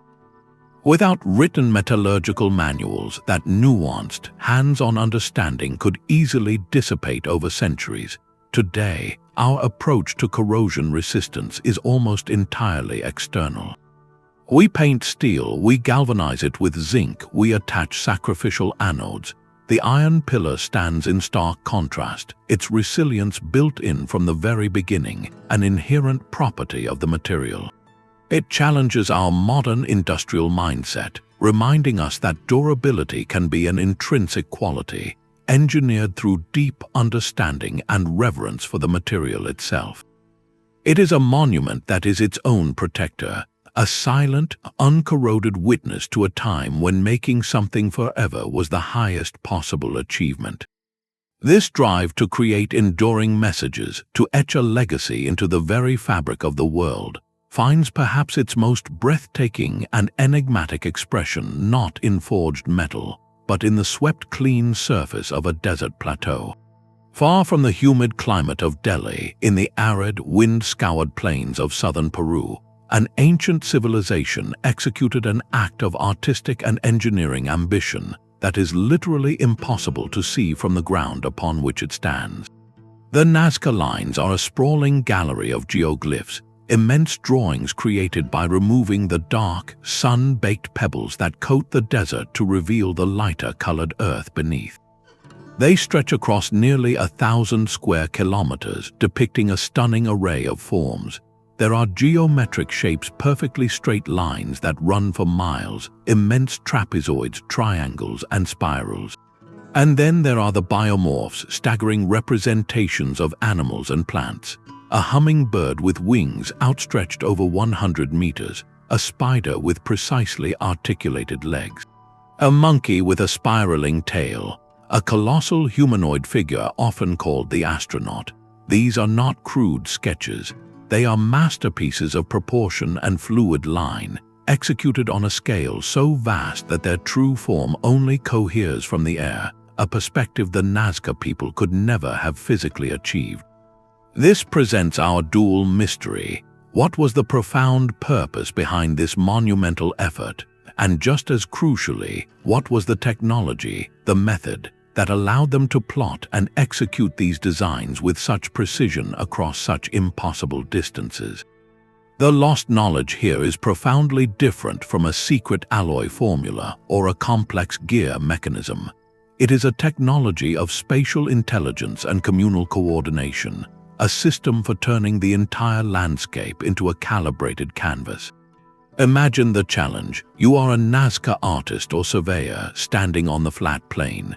Your task is to create a drawing of a 500-foot-long pelican, but you can only see a few feet of the ground in front of you. You cannot climb a mountain high enough to see the whole image. You have no hot air balloons, no drones, no aerial photography. Every single line must be perfectly placed so that, when viewed from an imaginary point high above, the entire figure emerges in perfect harmony. How is this humanly possible? The prevailing theory, supported by archaeological evidence and experimental reconstruction, points to an elegant application of basic mathematics and simple tools. The technology was likely one of scaling up. Researchers believe the Nazca artists first created small-scale models of their designs, perhaps on woven textiles or prepared clay surfaces. Using a standardized unit of measurement, they could then transpose this model onto the desert floor through a coordinate system. The process would have begun with establishing a central axis line, a backbone for the design. This could be done with remarkable accuracy using nothing more than 3 wooden stakes and a length of rope. By sighting along 2 stakes to align with a distant landmark on the horizon, a hilltop, a distinctive rock formation, they could create a perfectly straight reference line stretching for miles. From this master line, using ropes of known lengths knotted at intervals to act as measuring tapes, and employing fundamental geometric principles of right angles and curves generated from fixed central points, teams of workers could plot out the key points of the figure. To create the sweeping, graceful curves of a bird's wing or a monkey's tail, they may have used a simple device, a rope anchored at a central stake, acting as a giant compass. A worker holding the other end could walk in a circle while others followed, removing stones along the path. The execution was a communal act. Once the outline was staked and marked, hundreds of people could work in coordinated sections, carefully removing the top layer of dark volcanic stones, about 10 to 15 centimeters deep, and piling them alongside the cleared lines to create a contrasting border. This created the sharp, enduring image we see today.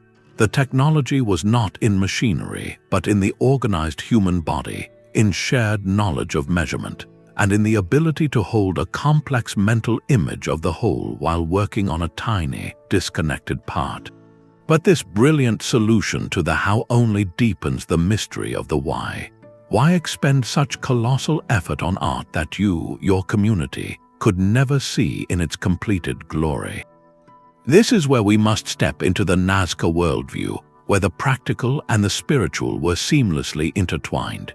The most compelling theories suggest the lines were not meant for human eyes at all, but were a form of communication with the divine, a way to interact with the powerful forces that govern their fragile existence in a desert environment. Some researchers, like the pioneering Maria Reich, who dedicated her life to studying the lines, proposed an astronomical purpose. Certain lines align with the rising or setting points of the sun, moon, and significant stars at key times of the year, like solstices. These could have functioned as a giant agricultural calendar, marking the times for planting and irrigation in a land where water was life itself. Others see the lines as sacred pathways. The long, straight lines and trapezoids may have been ritual walkways used in processions and ceremonies.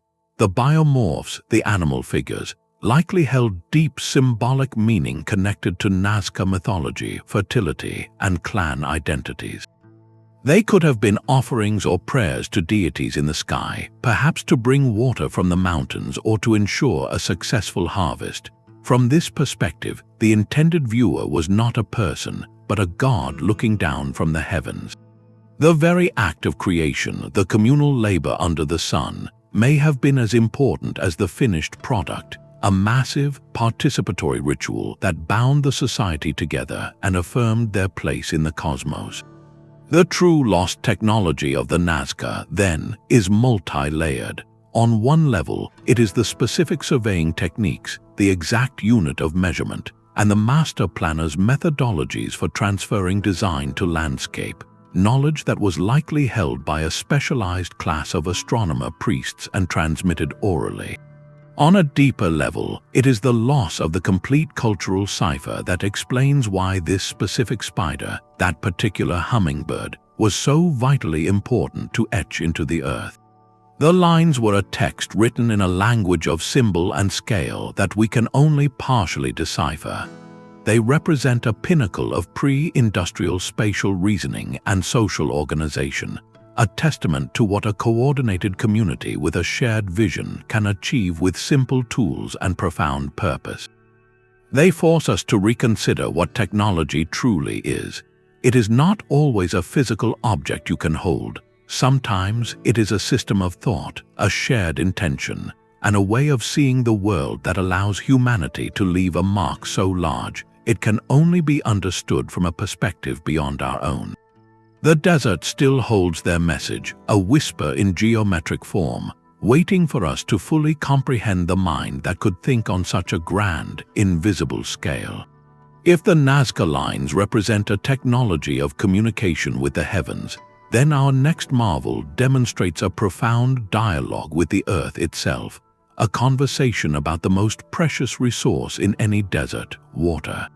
Nestled within the rugged sandstone canyons of southern Jordan, the city of Petra stands as a monument not just to architectural grandeur, but to a forgotten mastery of hydraulic engineering. The Nabateans, a nomadic Arab tribe who settled this region over 2,000 years ago, faced a seemingly insurmountable challenge.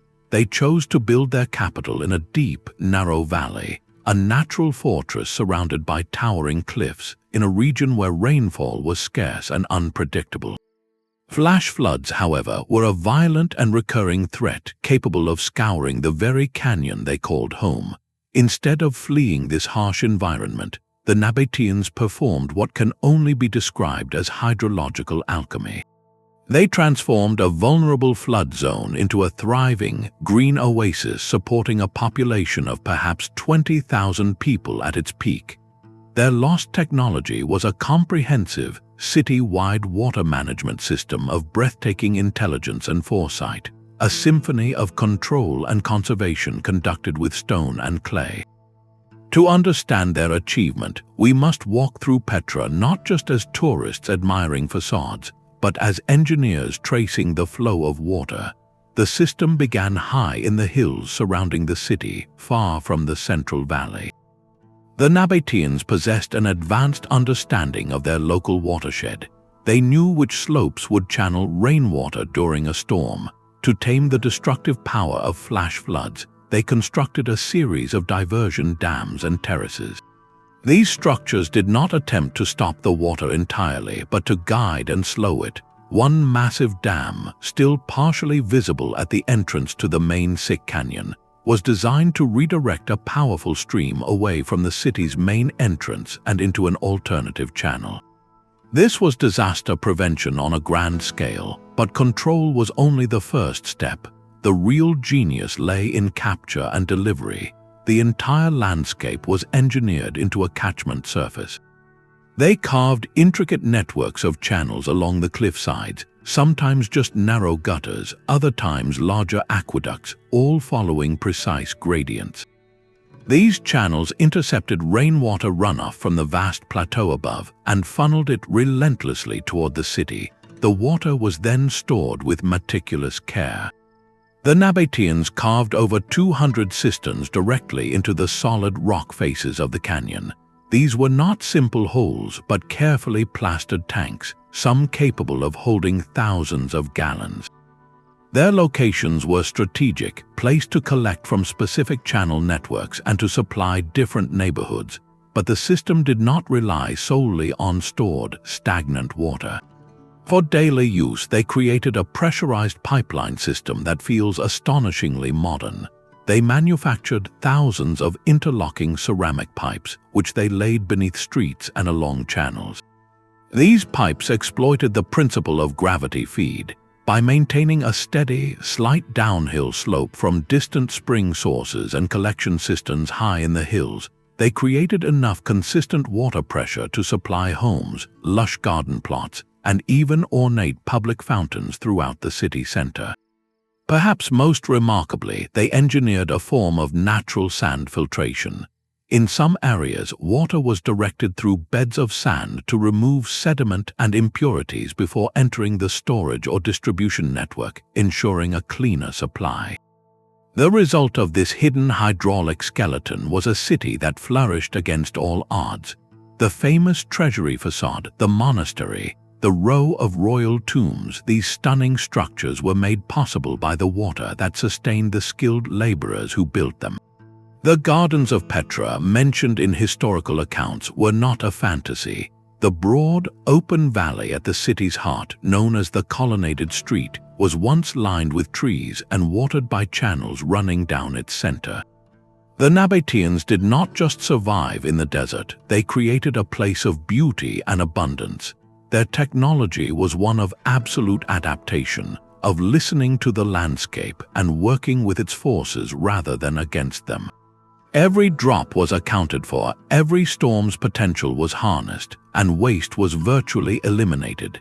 This system represents a pinnacle of sustainable urban planning, a decentralized model where water collection and storage were distributed across the terrain, making the city resilient to both drought and deluge. The loss of this knowledge is a story of abandonment rather than sudden catastrophe.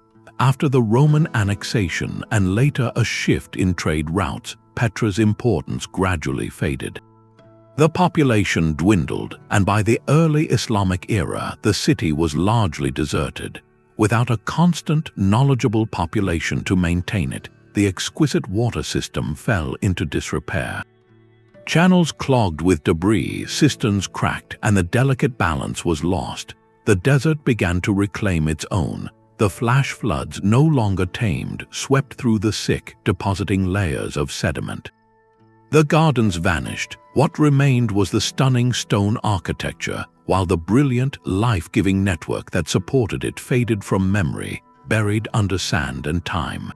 Today, as modern cities in arid regions across the globe face severe water stress, archaeologists and engineers are studying the Nabatean methods with renewed respect. Their principles of watershed management, gravity-fed distribution, and extensive rainwater harvesting offer powerful, low-tech lessons for a water-conscious future. The true marvel of Petra, therefore, is not just what we see carved into the rose-red cliffs, but what was engineered into the very bones of the earth, a lost technology that turned scarcity into plenty, proving that civilization's deepest roots are often fed by the most ingenious understanding of a single, vital drop. From the sustainable, life-giving hydraulics of Petra, we turn now to a technology of pure, concentrated destruction, one that harnesses the very sun itself. The story of Archimedes and his legendary heat ray occupies a fascinating space between historical anecdote and scientific possibility, a tale so compelling it has burned itself into the imagination for over 2,000 years. According to accounts written centuries after the fact by authors like Lucian and Anthemius of Tralles, during the Roman siege of Syracuse in 212 BC, the great mathematician and inventor Archimedes devised a terrifying weapon to defend his city. The legend describes soldiers using highly polished bronze shields, or perhaps large mirrors, arranged to act as a parabolic reflector. They would angle these shields to capture the sunlight and focus its rays onto the wooden hulls of the approaching Roman fleet, concentrating the heat until the ships mysteriously burst into flames from a distance. The image is unforgettable, a death ray of sunlight conceived by one of antiquity's greatest minds. While no contemporary Roman or Greek historian of the siege mentions such a device, the story persists not as a confirmed fact, but as a profound exploration of what Archimedes was capable of understanding and what might have been tragically lost when he was killed in the final sacking of the city. To separate the plausible from the mythical, we must first consider the man. Archimedes was not merely a theoretician, he was a master of practical mechanics and geometry. He famously stated, "Give me a place to stand, and I shall move the earth," articulating the principle of leverage. He designed revolutionary devices like the Archimedes screw for lifting water, and complex pulley systems that reportedly allowed single men to drag fully laden ships ashore. His understanding of optics and reflection was also advanced for his time. The fundamental physics behind the heat ray story is sound. A parabolic mirror, which is a curved surface shaped like a bowl, has the property of reflecting incoming parallel light rays, like those from the distant sun, to a single focal point. At that point, the energy of all those collected rays converges, creating intense heat. This is the same principle used in modern solar power towers, which generate electricity by focusing sunlight onto a central receiver. So, the core concept of concentrating solar energy was certainly within the realm of Archimedes' theoretical knowledge. The question is not one of basic principle, but of practical engineering and battlefield application. Could such a device have been built and deployed effectively under the chaotic conditions of an ancient siege? Modern attempts to test the legend have produced mixed, yet intriguing, results. In the 1970s, a Greek engineer named Ioannis Sakkas conducted a famous experiment. He enlisted a group of sailors, each holding a polished bronze shield, and had them align the reflections onto a wooden mock-up of a Roman galley about 50 meters away. According to his report, the ship caught fire within seconds. However, this test has been criticized for using an idealized, stationary target and mirrors that were likely far smoother and more consistently shaped than anything available in Archimedes' day. More rigorous attempts, like one by the television show Mythbusters in 2004, initially failed to achieve ignition, leading them to label the myth busted. But in a later special, they revisited the idea with a different approach, using a continuous row of mirrors held stationary by a team and focusing on a single spot on a stationary ship. They managed to create significant charring and even a small, brief flame, though not a sustainable, spreading fire. They concluded that while it might have been possible under perfect, controlled conditions, it was highly impractical as a reliable weapon of war. This leads us to the crucial distinction between possibility and tactical utility. The conditions for success would have been extraordinarily specific.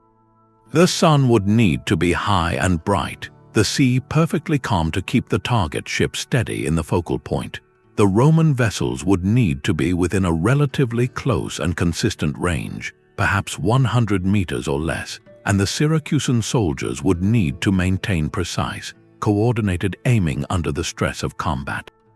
A cloud passing overhead, the ship rocking on a wave, or a single shield losing its angle would break the effect. Given these challenges, many historians believe that if Archimedes did create a solar weapon, it might have been a single, large parabolic mirror made of polished bronze plates, rather than an array of individual shields. Such a device would be a monumental engineering feat, but perhaps within his capability. Its purpose may not have been to instantly incinerate entire fleets, but to create a psychological weapon, a terrifying spectacle of smoke and sudden flame designed to demoralize the superstitious Roman sailors, making them believe the gods themselves fought for Syracuse.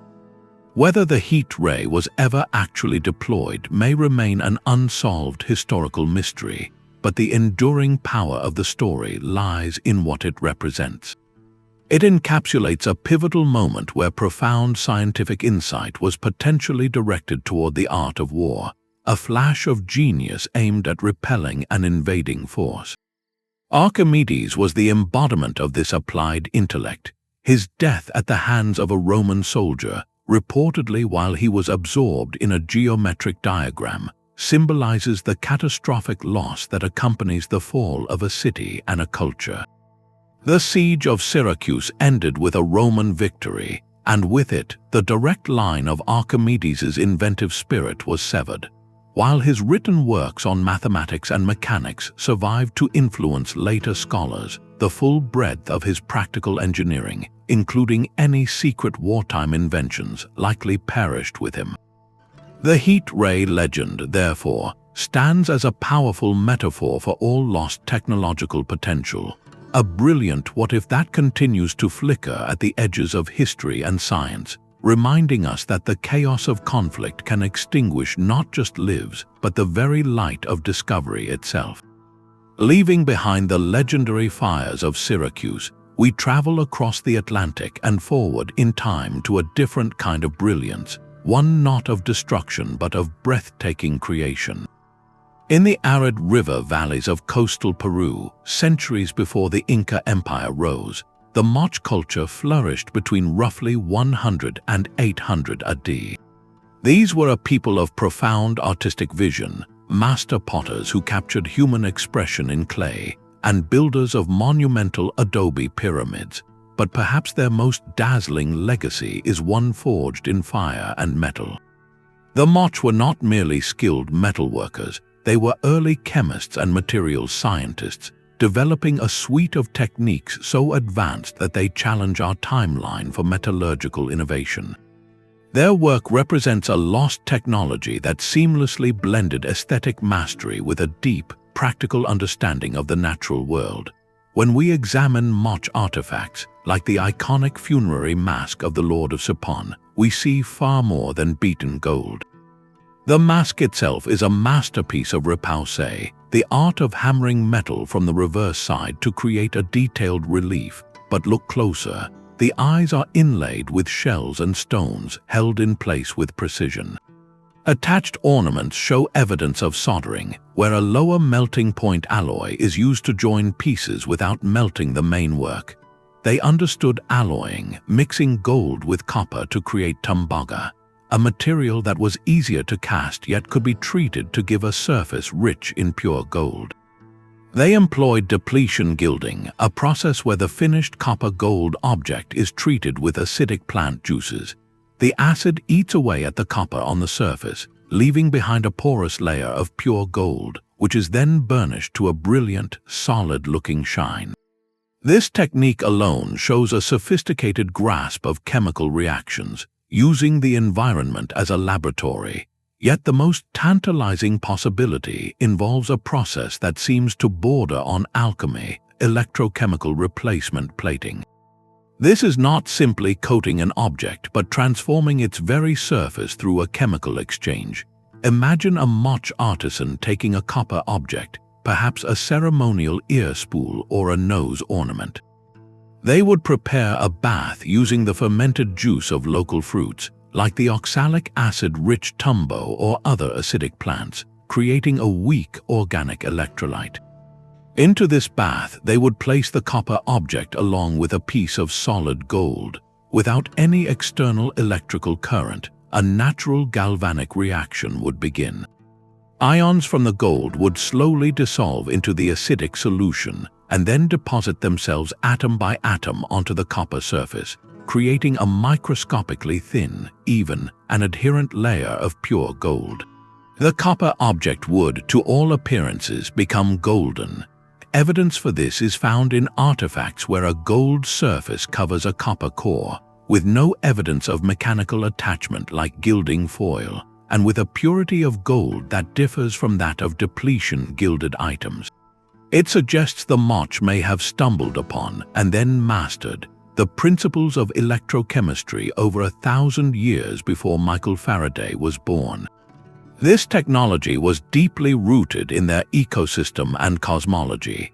The knowledge was not written in codices but was an oral tradition, passed down within artisan guilds or families, a sensory wisdom involving the right plants, the correct temperatures, the precise timing judged by color and texture. Metal was not merely a display of wealth, it was sacred. Gold was the sweat of the sun, silver the tears of the moon. Adorning their leaders and deities in these luminous materials was an act of spiritual power, a way of harnessing celestial forces and manifesting them in the earthly realm. The technology served this vision completely, allowing them to create objects of immense symbolic weight and dazzling beauty, making the divine tangible. Then, in the 16th century, this living tradition met a cataclysm. The Spanish conquest arrived with a different value system, one that saw metal solely as bullion, as currency to be melted and counted. To the conquistadors, a magnificently plated Moche ceremonial cup was not a masterpiece. It was so many ounces of gold to be tossed into the melting pot. This systematic looting and destruction, driven by greed, is one of history's great cultural tragedies. Countless artifacts were lost forever, melted into anonymous gold bars to fund European wars and ambitions. But the loss was even deeper than the objects themselves. The artisans, the keepers of that intricate knowledge of acids, alloys, and reactions, were killed, displaced, or their social structures shattered. The chain of transmission was severed with brutal finality. The Spanish introduced their own metallurgical techniques, and the subtle, chemistry-based art of the Moche faded into silence. What makes this loss so uniquely poignant is that it was not a technology for war or infrastructure, but for meaning. It was a science in service of art, and art in service of the spirit. We lost not just a method for plating metal, but an entire philosophy of material transformation, where understanding the properties of a local plant could lead to the gilding of a king.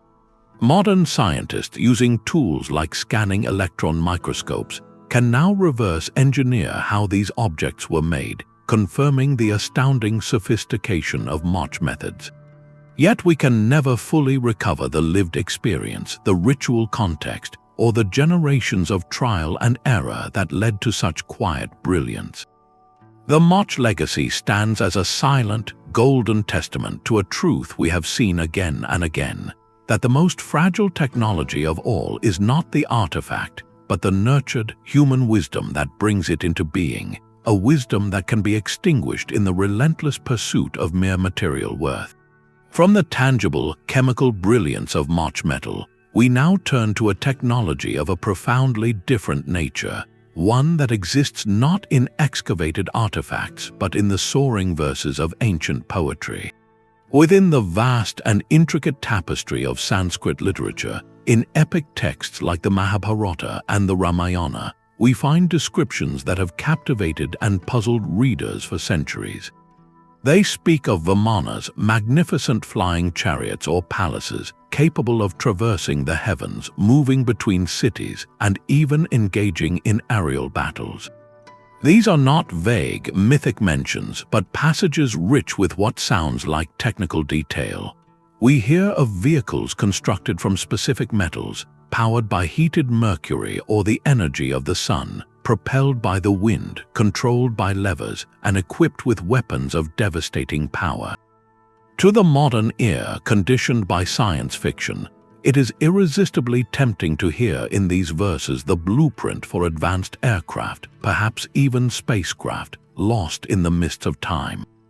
This presents us with one of the most intriguing and delicate puzzles in our entire exploration, a lost technology that may reside entirely within the realm of speculative thought. The immediate and most critical step is to separate the literary and cultural context from literal, historical interpretation. These epics are foundational spiritual and philosophical texts. They are grand narratives where gods, demons, and heroes operate on a cosmic scale, where the boundaries between the physical and the metaphysical are intentionally fluid. In this world, a Vimana is more than a machine. It is a symbol of divine power, celestial authority, and superhuman achievement. A hero or a deity arriving in a flying chariot is a powerful narrative device signifying their otherworldly nature, their transcendence of ordinary human limitations. The detailed descriptions serve to heighten the awe, to make the miraculous feel tangible and vividly real within the story's own logic. To read them as literal technical manuals is, from a mainstream scholarly perspective, to misunderstand their primary function as sacred literature. They belong to a tradition where the vehicle of imagination is itself a form of profound truth. Yet, even within that accepted framework, a fascinating question persists. Could these vivid imaginings be rooted in a form of conceptual engineering?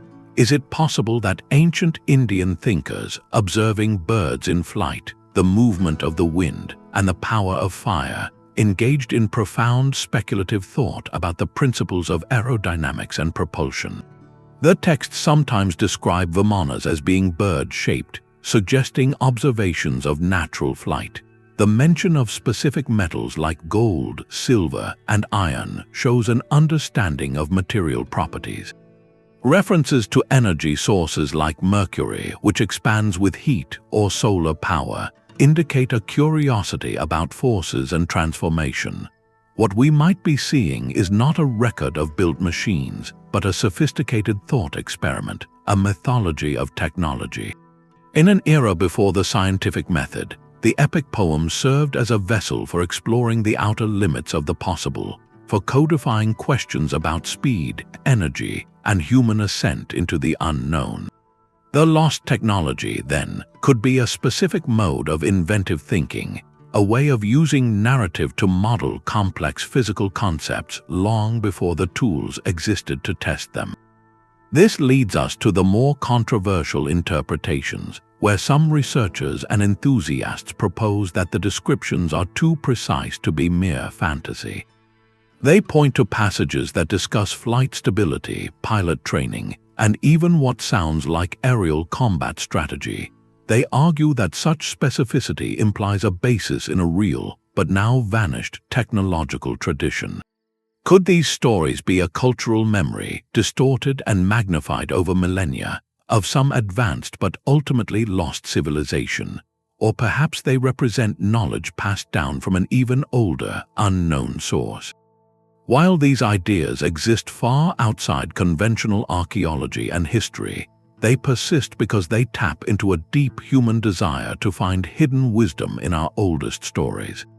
They challenge the linear narrative of progress, suggesting that peaks of understanding can arise, be expressed in the language of the time, and then be forgotten, leaving behind only enigmatic clues wrapped in allegory. Ultimately, the true power and mystery of the Vimana descriptions may lie precisely in their ambiguity. They force us to confront the very nature of how knowledge is preserved and transmitted across generations. In a culture with a strong oral and poetic tradition, complex ideas about the universe, physics, and human potential were not written in dry treatises but were woven into the fabric of gripping stories. The technology lost here is not a set of schematics for a mercury vortex engine, but perhaps the full contextual understanding of how these concepts were discussed, debated, and understood by the philosophers and storytellers of the time. The Vimanas remain suspended forever between the possible and the imagined, between the echoes of a forgotten science and the timeless human dream of flight. They remind us that our ancestors were not just builders of stone and metal, but builders of breathtaking intellectual worlds, and that sometimes the most advanced machinery they possessed was the limitless engine of the human mind, capable of envisioning chariots in the sky thousands of years before we ever built one to leave the ground.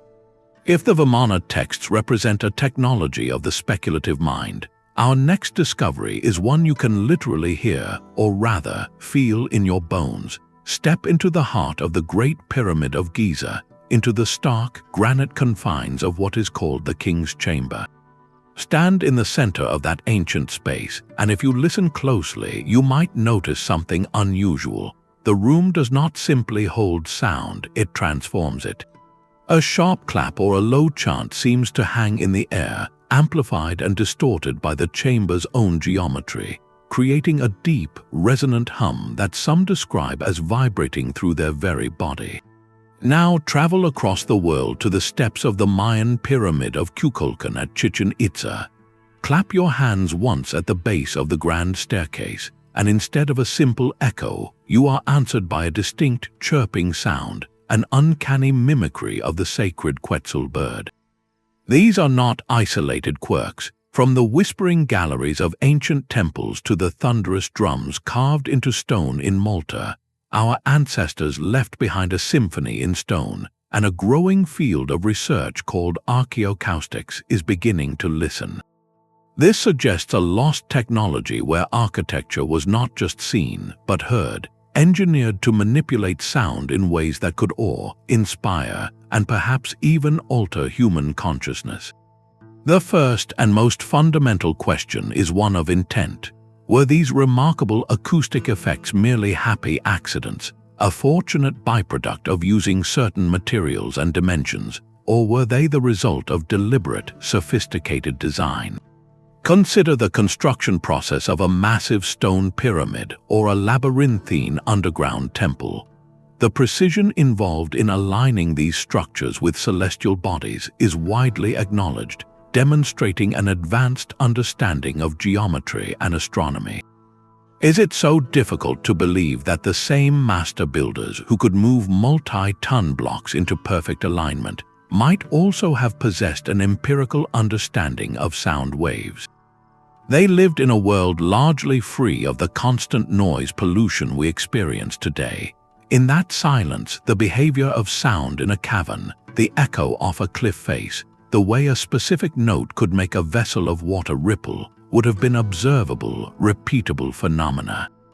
Through trial and error over generations, they could have learned to shape stone to produce desired auditory effects, turning their monuments into giant, immutable musical instruments. The chirp at Kukulkan, for instance, is created by the precise spacing and height of the steps, which break the sound of the clap into a rapid series of reflections.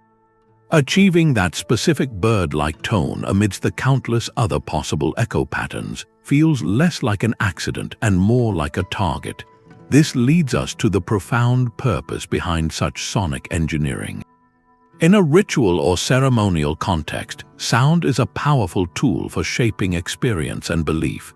Imagine a shaman or priest standing in the king's chamber, their voice amplified and deepened by the room's resonant frequency, which happens to be in the same range as a human male's lowest vocal tones.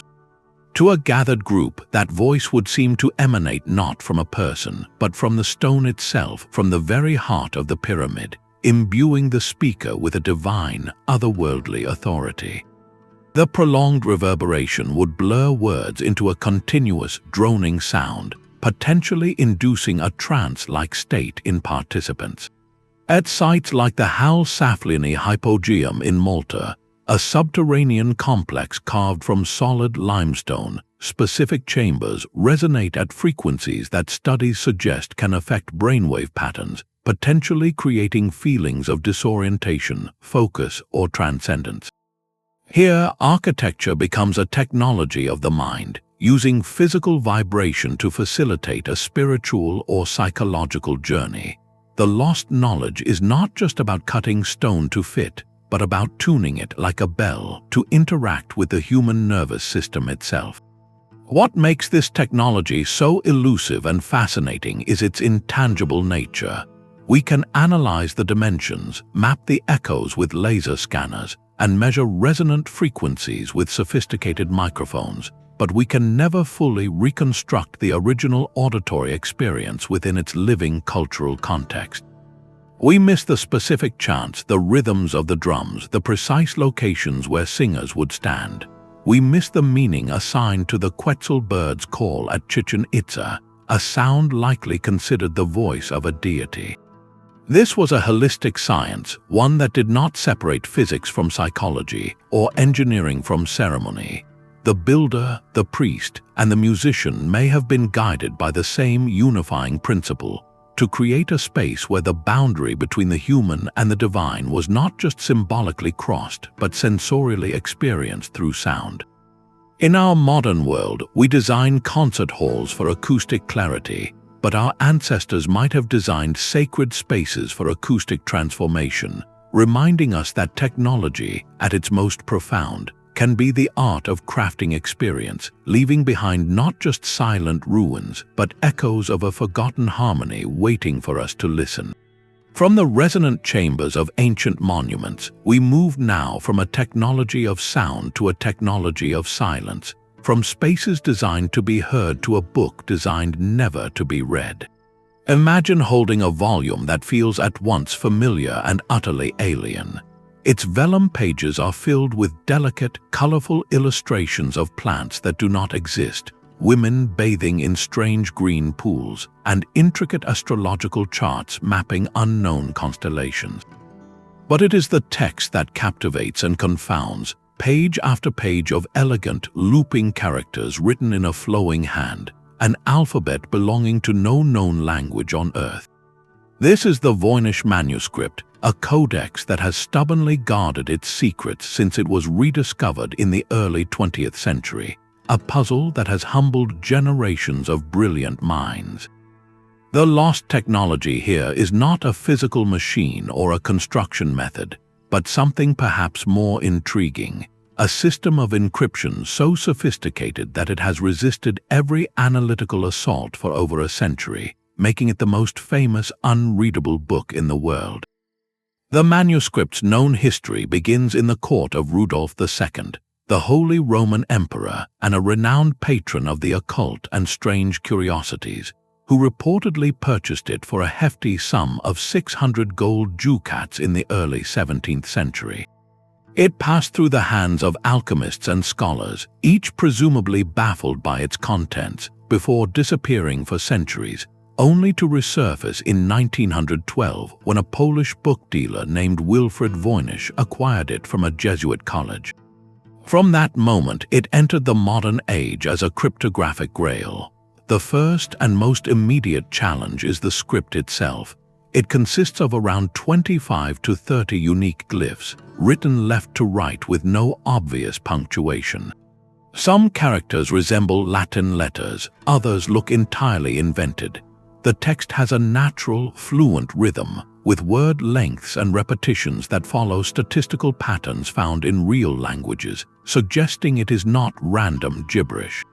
This very structure, this appearance of linguistic legitimacy, is what makes the manuscript so maddening.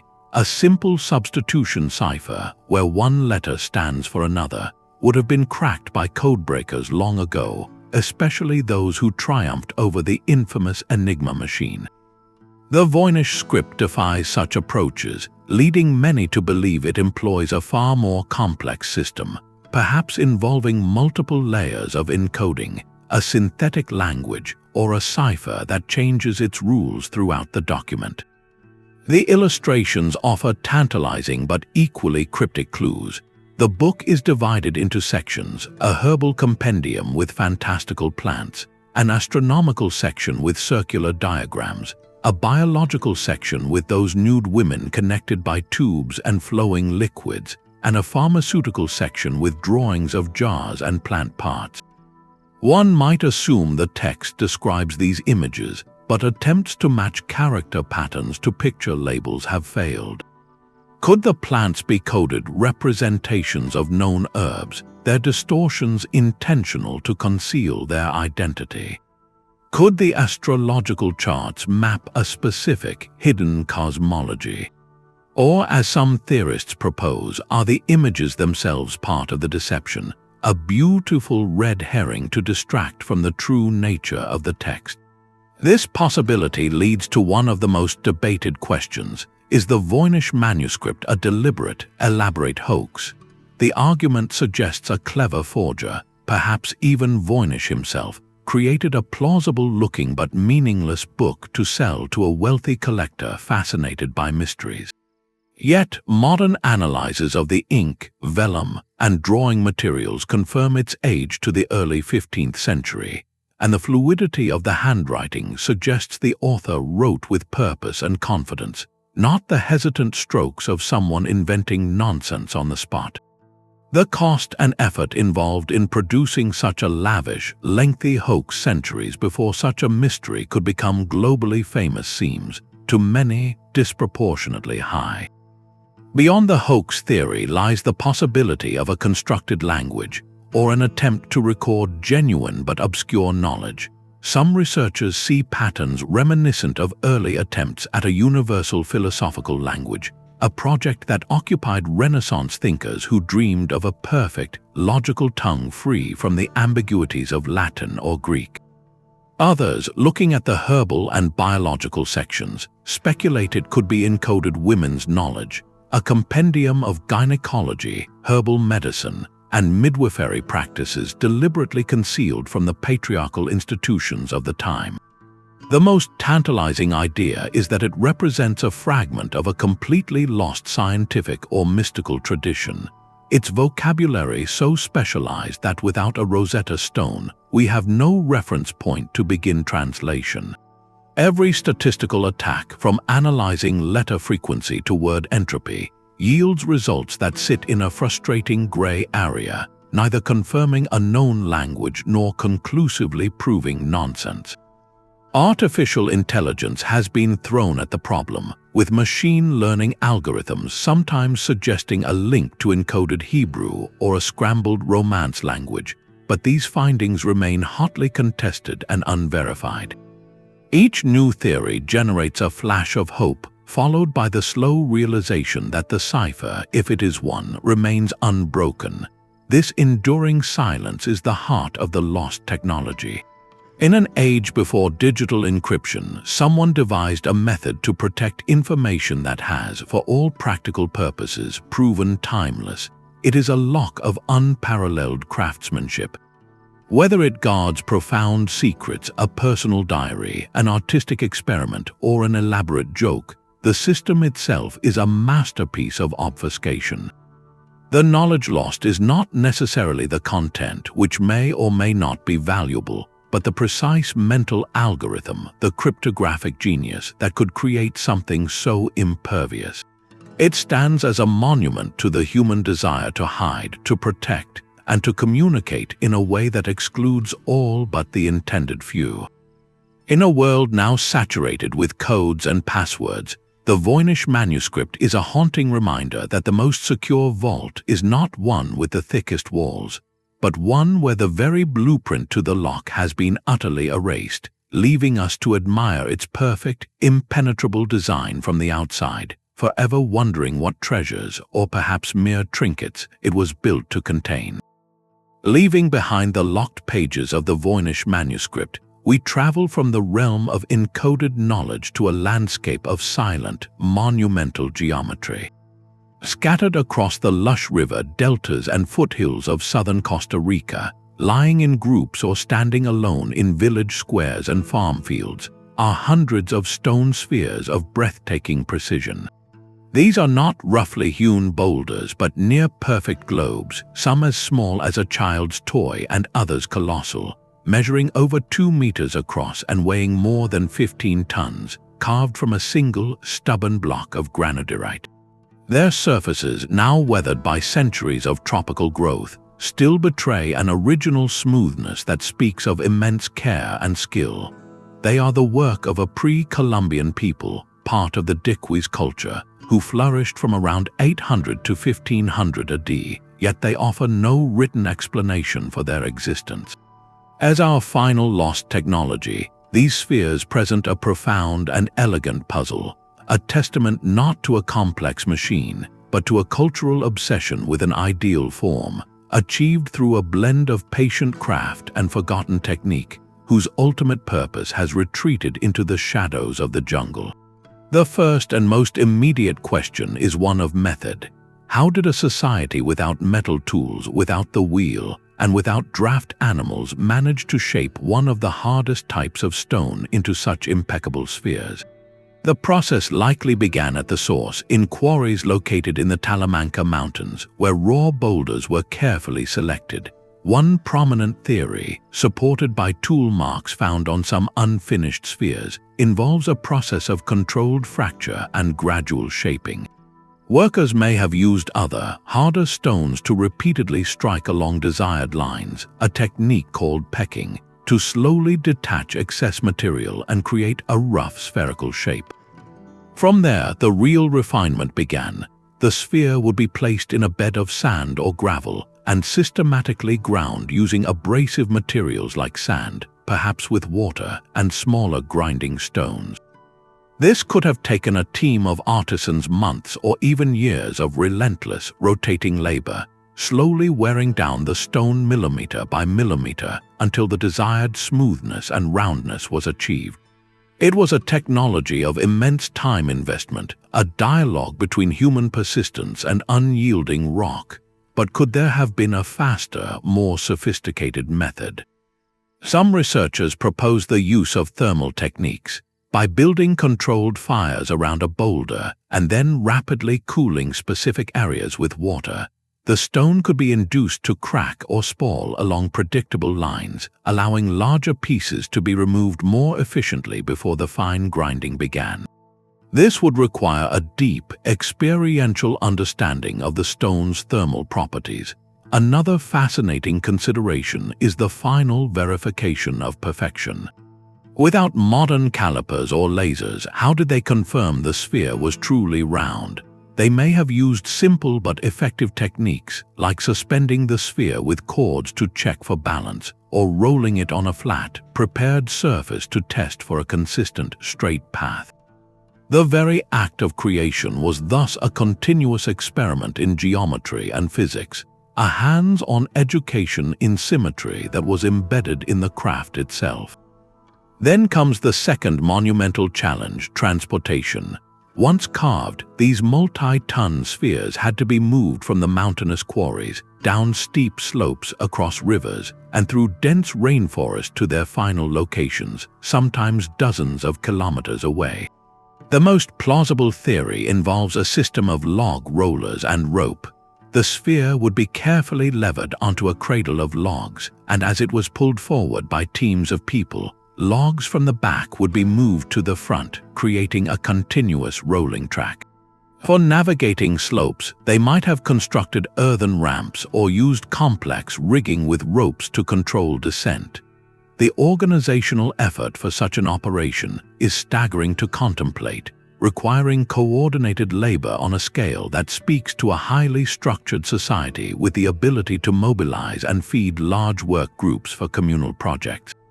This logistical technology, the social engineering required to move mountains of stone, is as lost to us as the carving skills. The greatest mystery, however, lingers around purpose. Why go to such extraordinary lengths to create these objects?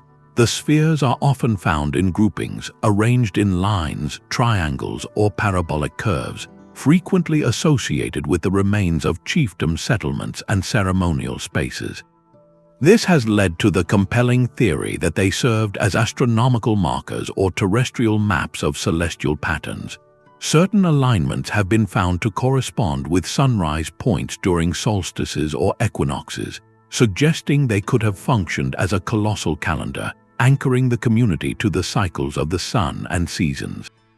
Other theories view them as symbols of power and status, monuments erected by rival chiefs to display their authority and command of labor, perhaps representing celestial bodies, ancestors, or mythological concepts. They might have marked territorial boundaries, sacred pathways, or graves. Without any contemporary records, we are left to read the silent language of their placement, a syntax we can only partially decipher. Their modern history adds a layer of poignant loss. When banana plantations expanded across the Diquis Delta in the 1930s, many spheres were bulldozed, dynamited in the mistaken belief they might contain gold, or simply hauled away to decorate gardens, government buildings, and corporate headquarters, irrevocably scattering their original arrangements. This disruption erased crucial archaeological context, making it even harder to understand their intended relationships to each other and to the landscape. Today, the spheres that remain in situ are protected as a UNESCO World Heritage Site, recognized not just as archaeological curiosities, but as masterpieces of human ingenuity. They represent a technology that harmonized immense physical effort with an abstract pursuit of the perfect form. In their silent, spherical presence, we see a civilization that invested generations of labor not in fortifications for war, but in the creation of enigmatic, beautiful objects that conversed with the sky and the earth. Their meaning is lost, but their enduring, graceful perfection continues to ask us what we, as a society, choose to build for the ages, and what fragments of our own genius might one day lie silent in the grass, waiting for a future people to wonder at our motives and marvel at our patience. Having journeyed from the intricate gears of a Greek shipwreck to the silent stone spheres of a Central American jungle, a pattern begins to crystallize from what might first appear as a collection of random, fascinating anomalies. These 20 lost technologies are not simply isolated accidents of history. When we step back and view them together, like pieces of a scattered mosaic, we can trace common threads that explain not just how they were forgotten, but why their disappearance was almost inevitable within the fabric of the ancient world. The first and most devastating thread is the sheer fragility of knowledge in a world before widespread literacy and mechanical reproduction. For the master sword smith forging Damascus steel, the Polynesian navigator memorizing star paths, or the Moche metalworker mixing plant acids, their expertise was not stored in a manual or a patent filing. It was embodied knowledge, a living craft carried in muscle memory, sensory intuition, and oral tradition, passed carefully from mentor to apprentice within closed guilds or family lineages. This created profound depth of skill, but it was a precarious chain, a single catastrophic event, a plague, a famine, a war that wiped out a generation of masters could sever that chain forever. The recipe for Greek fire died with the last Byzantine engineers who guarded it. The precise rhythmic chants that taught wayfinding across the Pacific faded with the disruption of colonial contact.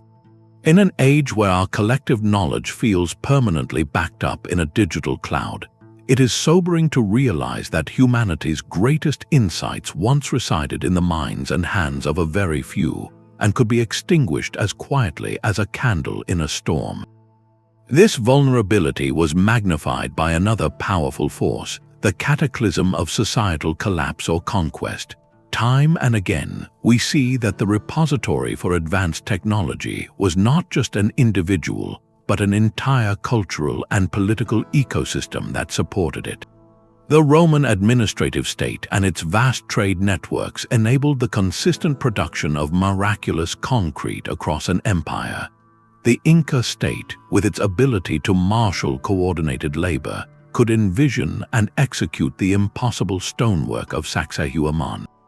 When that supporting structure falls, the technology it nurtured often falls with it. Conquest is particularly effective at this erasure, as it seeks not just to defeat an enemy, but to dismantle their identity. The Spanish melting of Moche gold into ingots was not merely looting, it was the systematic destruction of a cultural and technological language. The libraries of Alexandria burning, the dispersal of artisans after the fall of a dynasty, the suppression of indigenous knowledge systems, these are not mere footnotes in history. They are the moments when entire libraries of applied wisdom, built over centuries, are consigned to ashes and silence. The loss is rarely a gentle fading, it is more often a violent severing. This perspective forces us to confront and challenge a deeply ingrained modern myth, the myth of linear progress. We often imagine history as a steady, upward climb from primitive to advanced, with each generation standing on the shoulders of the last. Our tour through these lost marvels reveals a very different landscape, one of scattered peaks and deep valleys. The Antikythera Mechanism demonstrates a sophistication in precision mechanics that would not be seen again in Europe for over a millennium. The Roman mastery of hydraulic cement was a peak that our own civilization has spent centuries trying to rescale. This tells us that innovation is not a guaranteed, accumulating process. It can bloom brilliantly in a specific time and place, nurtured by a unique confluence of resources, curiosity, and need, and then that bloom can wither, its seeds lost on the wind. Progress, it seems, is not a line but a pulse, and sometimes that pulse skips a beat or many beats, leaving a gap in the record that later generations mistake for a lack of capability. Perhaps the most profound thread connecting these technologies, and the one most difficult for our modern, specialized minds to fully grasp, is the ancient synergy between the practical, the spiritual, and the artistic. We today neatly compartmentalize disciplines. We have engineers, artists, and priests. In the ancient world, these roles were often fused into a single, holistic worldview. The builder of the Great Pyramid was not just solving an engineering problem of mass and stability. He was constructing a sacred machine for the soul's ascent, and the acoustics of its chambers suggest an understanding of sound as a spiritual force. The Nazca Lines were a massive surveying project, but their purpose was likely to communicate with deities in the sky. The Viking Sunstone was a tool of empirical navigation, but its use was woven into a cosmology that saw the sun as a divine entity. In these contexts, technology was never just about function, it was about meaning. The drive to create the perfect sphere in Costa Rica, or the impossibly sharp sword in Damascus, was fueled by a pursuit of ideal forms that resonated with cosmic order and divine beauty. The loss we mourn, then, is not merely of a technique for mixing concrete or polishing lenses, but of an entire mode of thought, a way of engaging with the world where measurement and mystery, function and faith were part of a single, seamless reality. In our current age, we see flickers of a return to this integrated thinking. The growing fields of biomimicry, where we look to natural systems for engineering solutions, echo the Polynesian navigator's deep reading of the environment. Sustainable design, seeking harmony with ecological limits, reflects the Nabateans' ingenious water conservation in Petra. We are beginning to understand again that the most resilient and elegant solutions often emerge from seeing the whole system, not just the isolated problem. The real legacy of these 20 lost technologies, therefore, may not be the specific secrets we strive to reverse engineer, though that pursuit is thrilling. Their greater gift is the mirror they hold up to our own assumptions. They remind us that knowledge is fragile, that progress is not guaranteed, and that the most enduring human creations often spring from a place where hands, heart, and mind work in concert, building not just for utility, but for wonder, for eternity, and for a dialogue with the universe itself. Our journey through these 20 lost technologies reveals an ancient world brimming with an ingenuity that feels both familiar and profoundly alien. This was a world where boundaries were pushed not with silicon chips and lines of code, but with stone, metal, water, and the most powerful tool of all, profound and patient observation of the natural world. From the intricate bronze gears of the Antikythera Mechanism, whirring to simulate the cosmos, to the silent, perfect stone spheres of Costa Rica, whose purpose we can only guess, each mystery we have explored serves as a beacon from a distant shore of human capability. Together, they underscore a transformative truth about our collective story. Human history is not a simple, steady climb from primitive to advanced. It is a vast and rugged landscape, marked by towering peaks of innovation and deep, shadowed valleys of forgetting. There are brilliant lights of understanding that flare up in one culture, only to flicker out and be independently rediscovered centuries or even millennia later. The path of progress is not a straight line. It is a meandering river, sometimes flowing strong and clear, other times disappearing underground, only to resurface somewhere unexpected.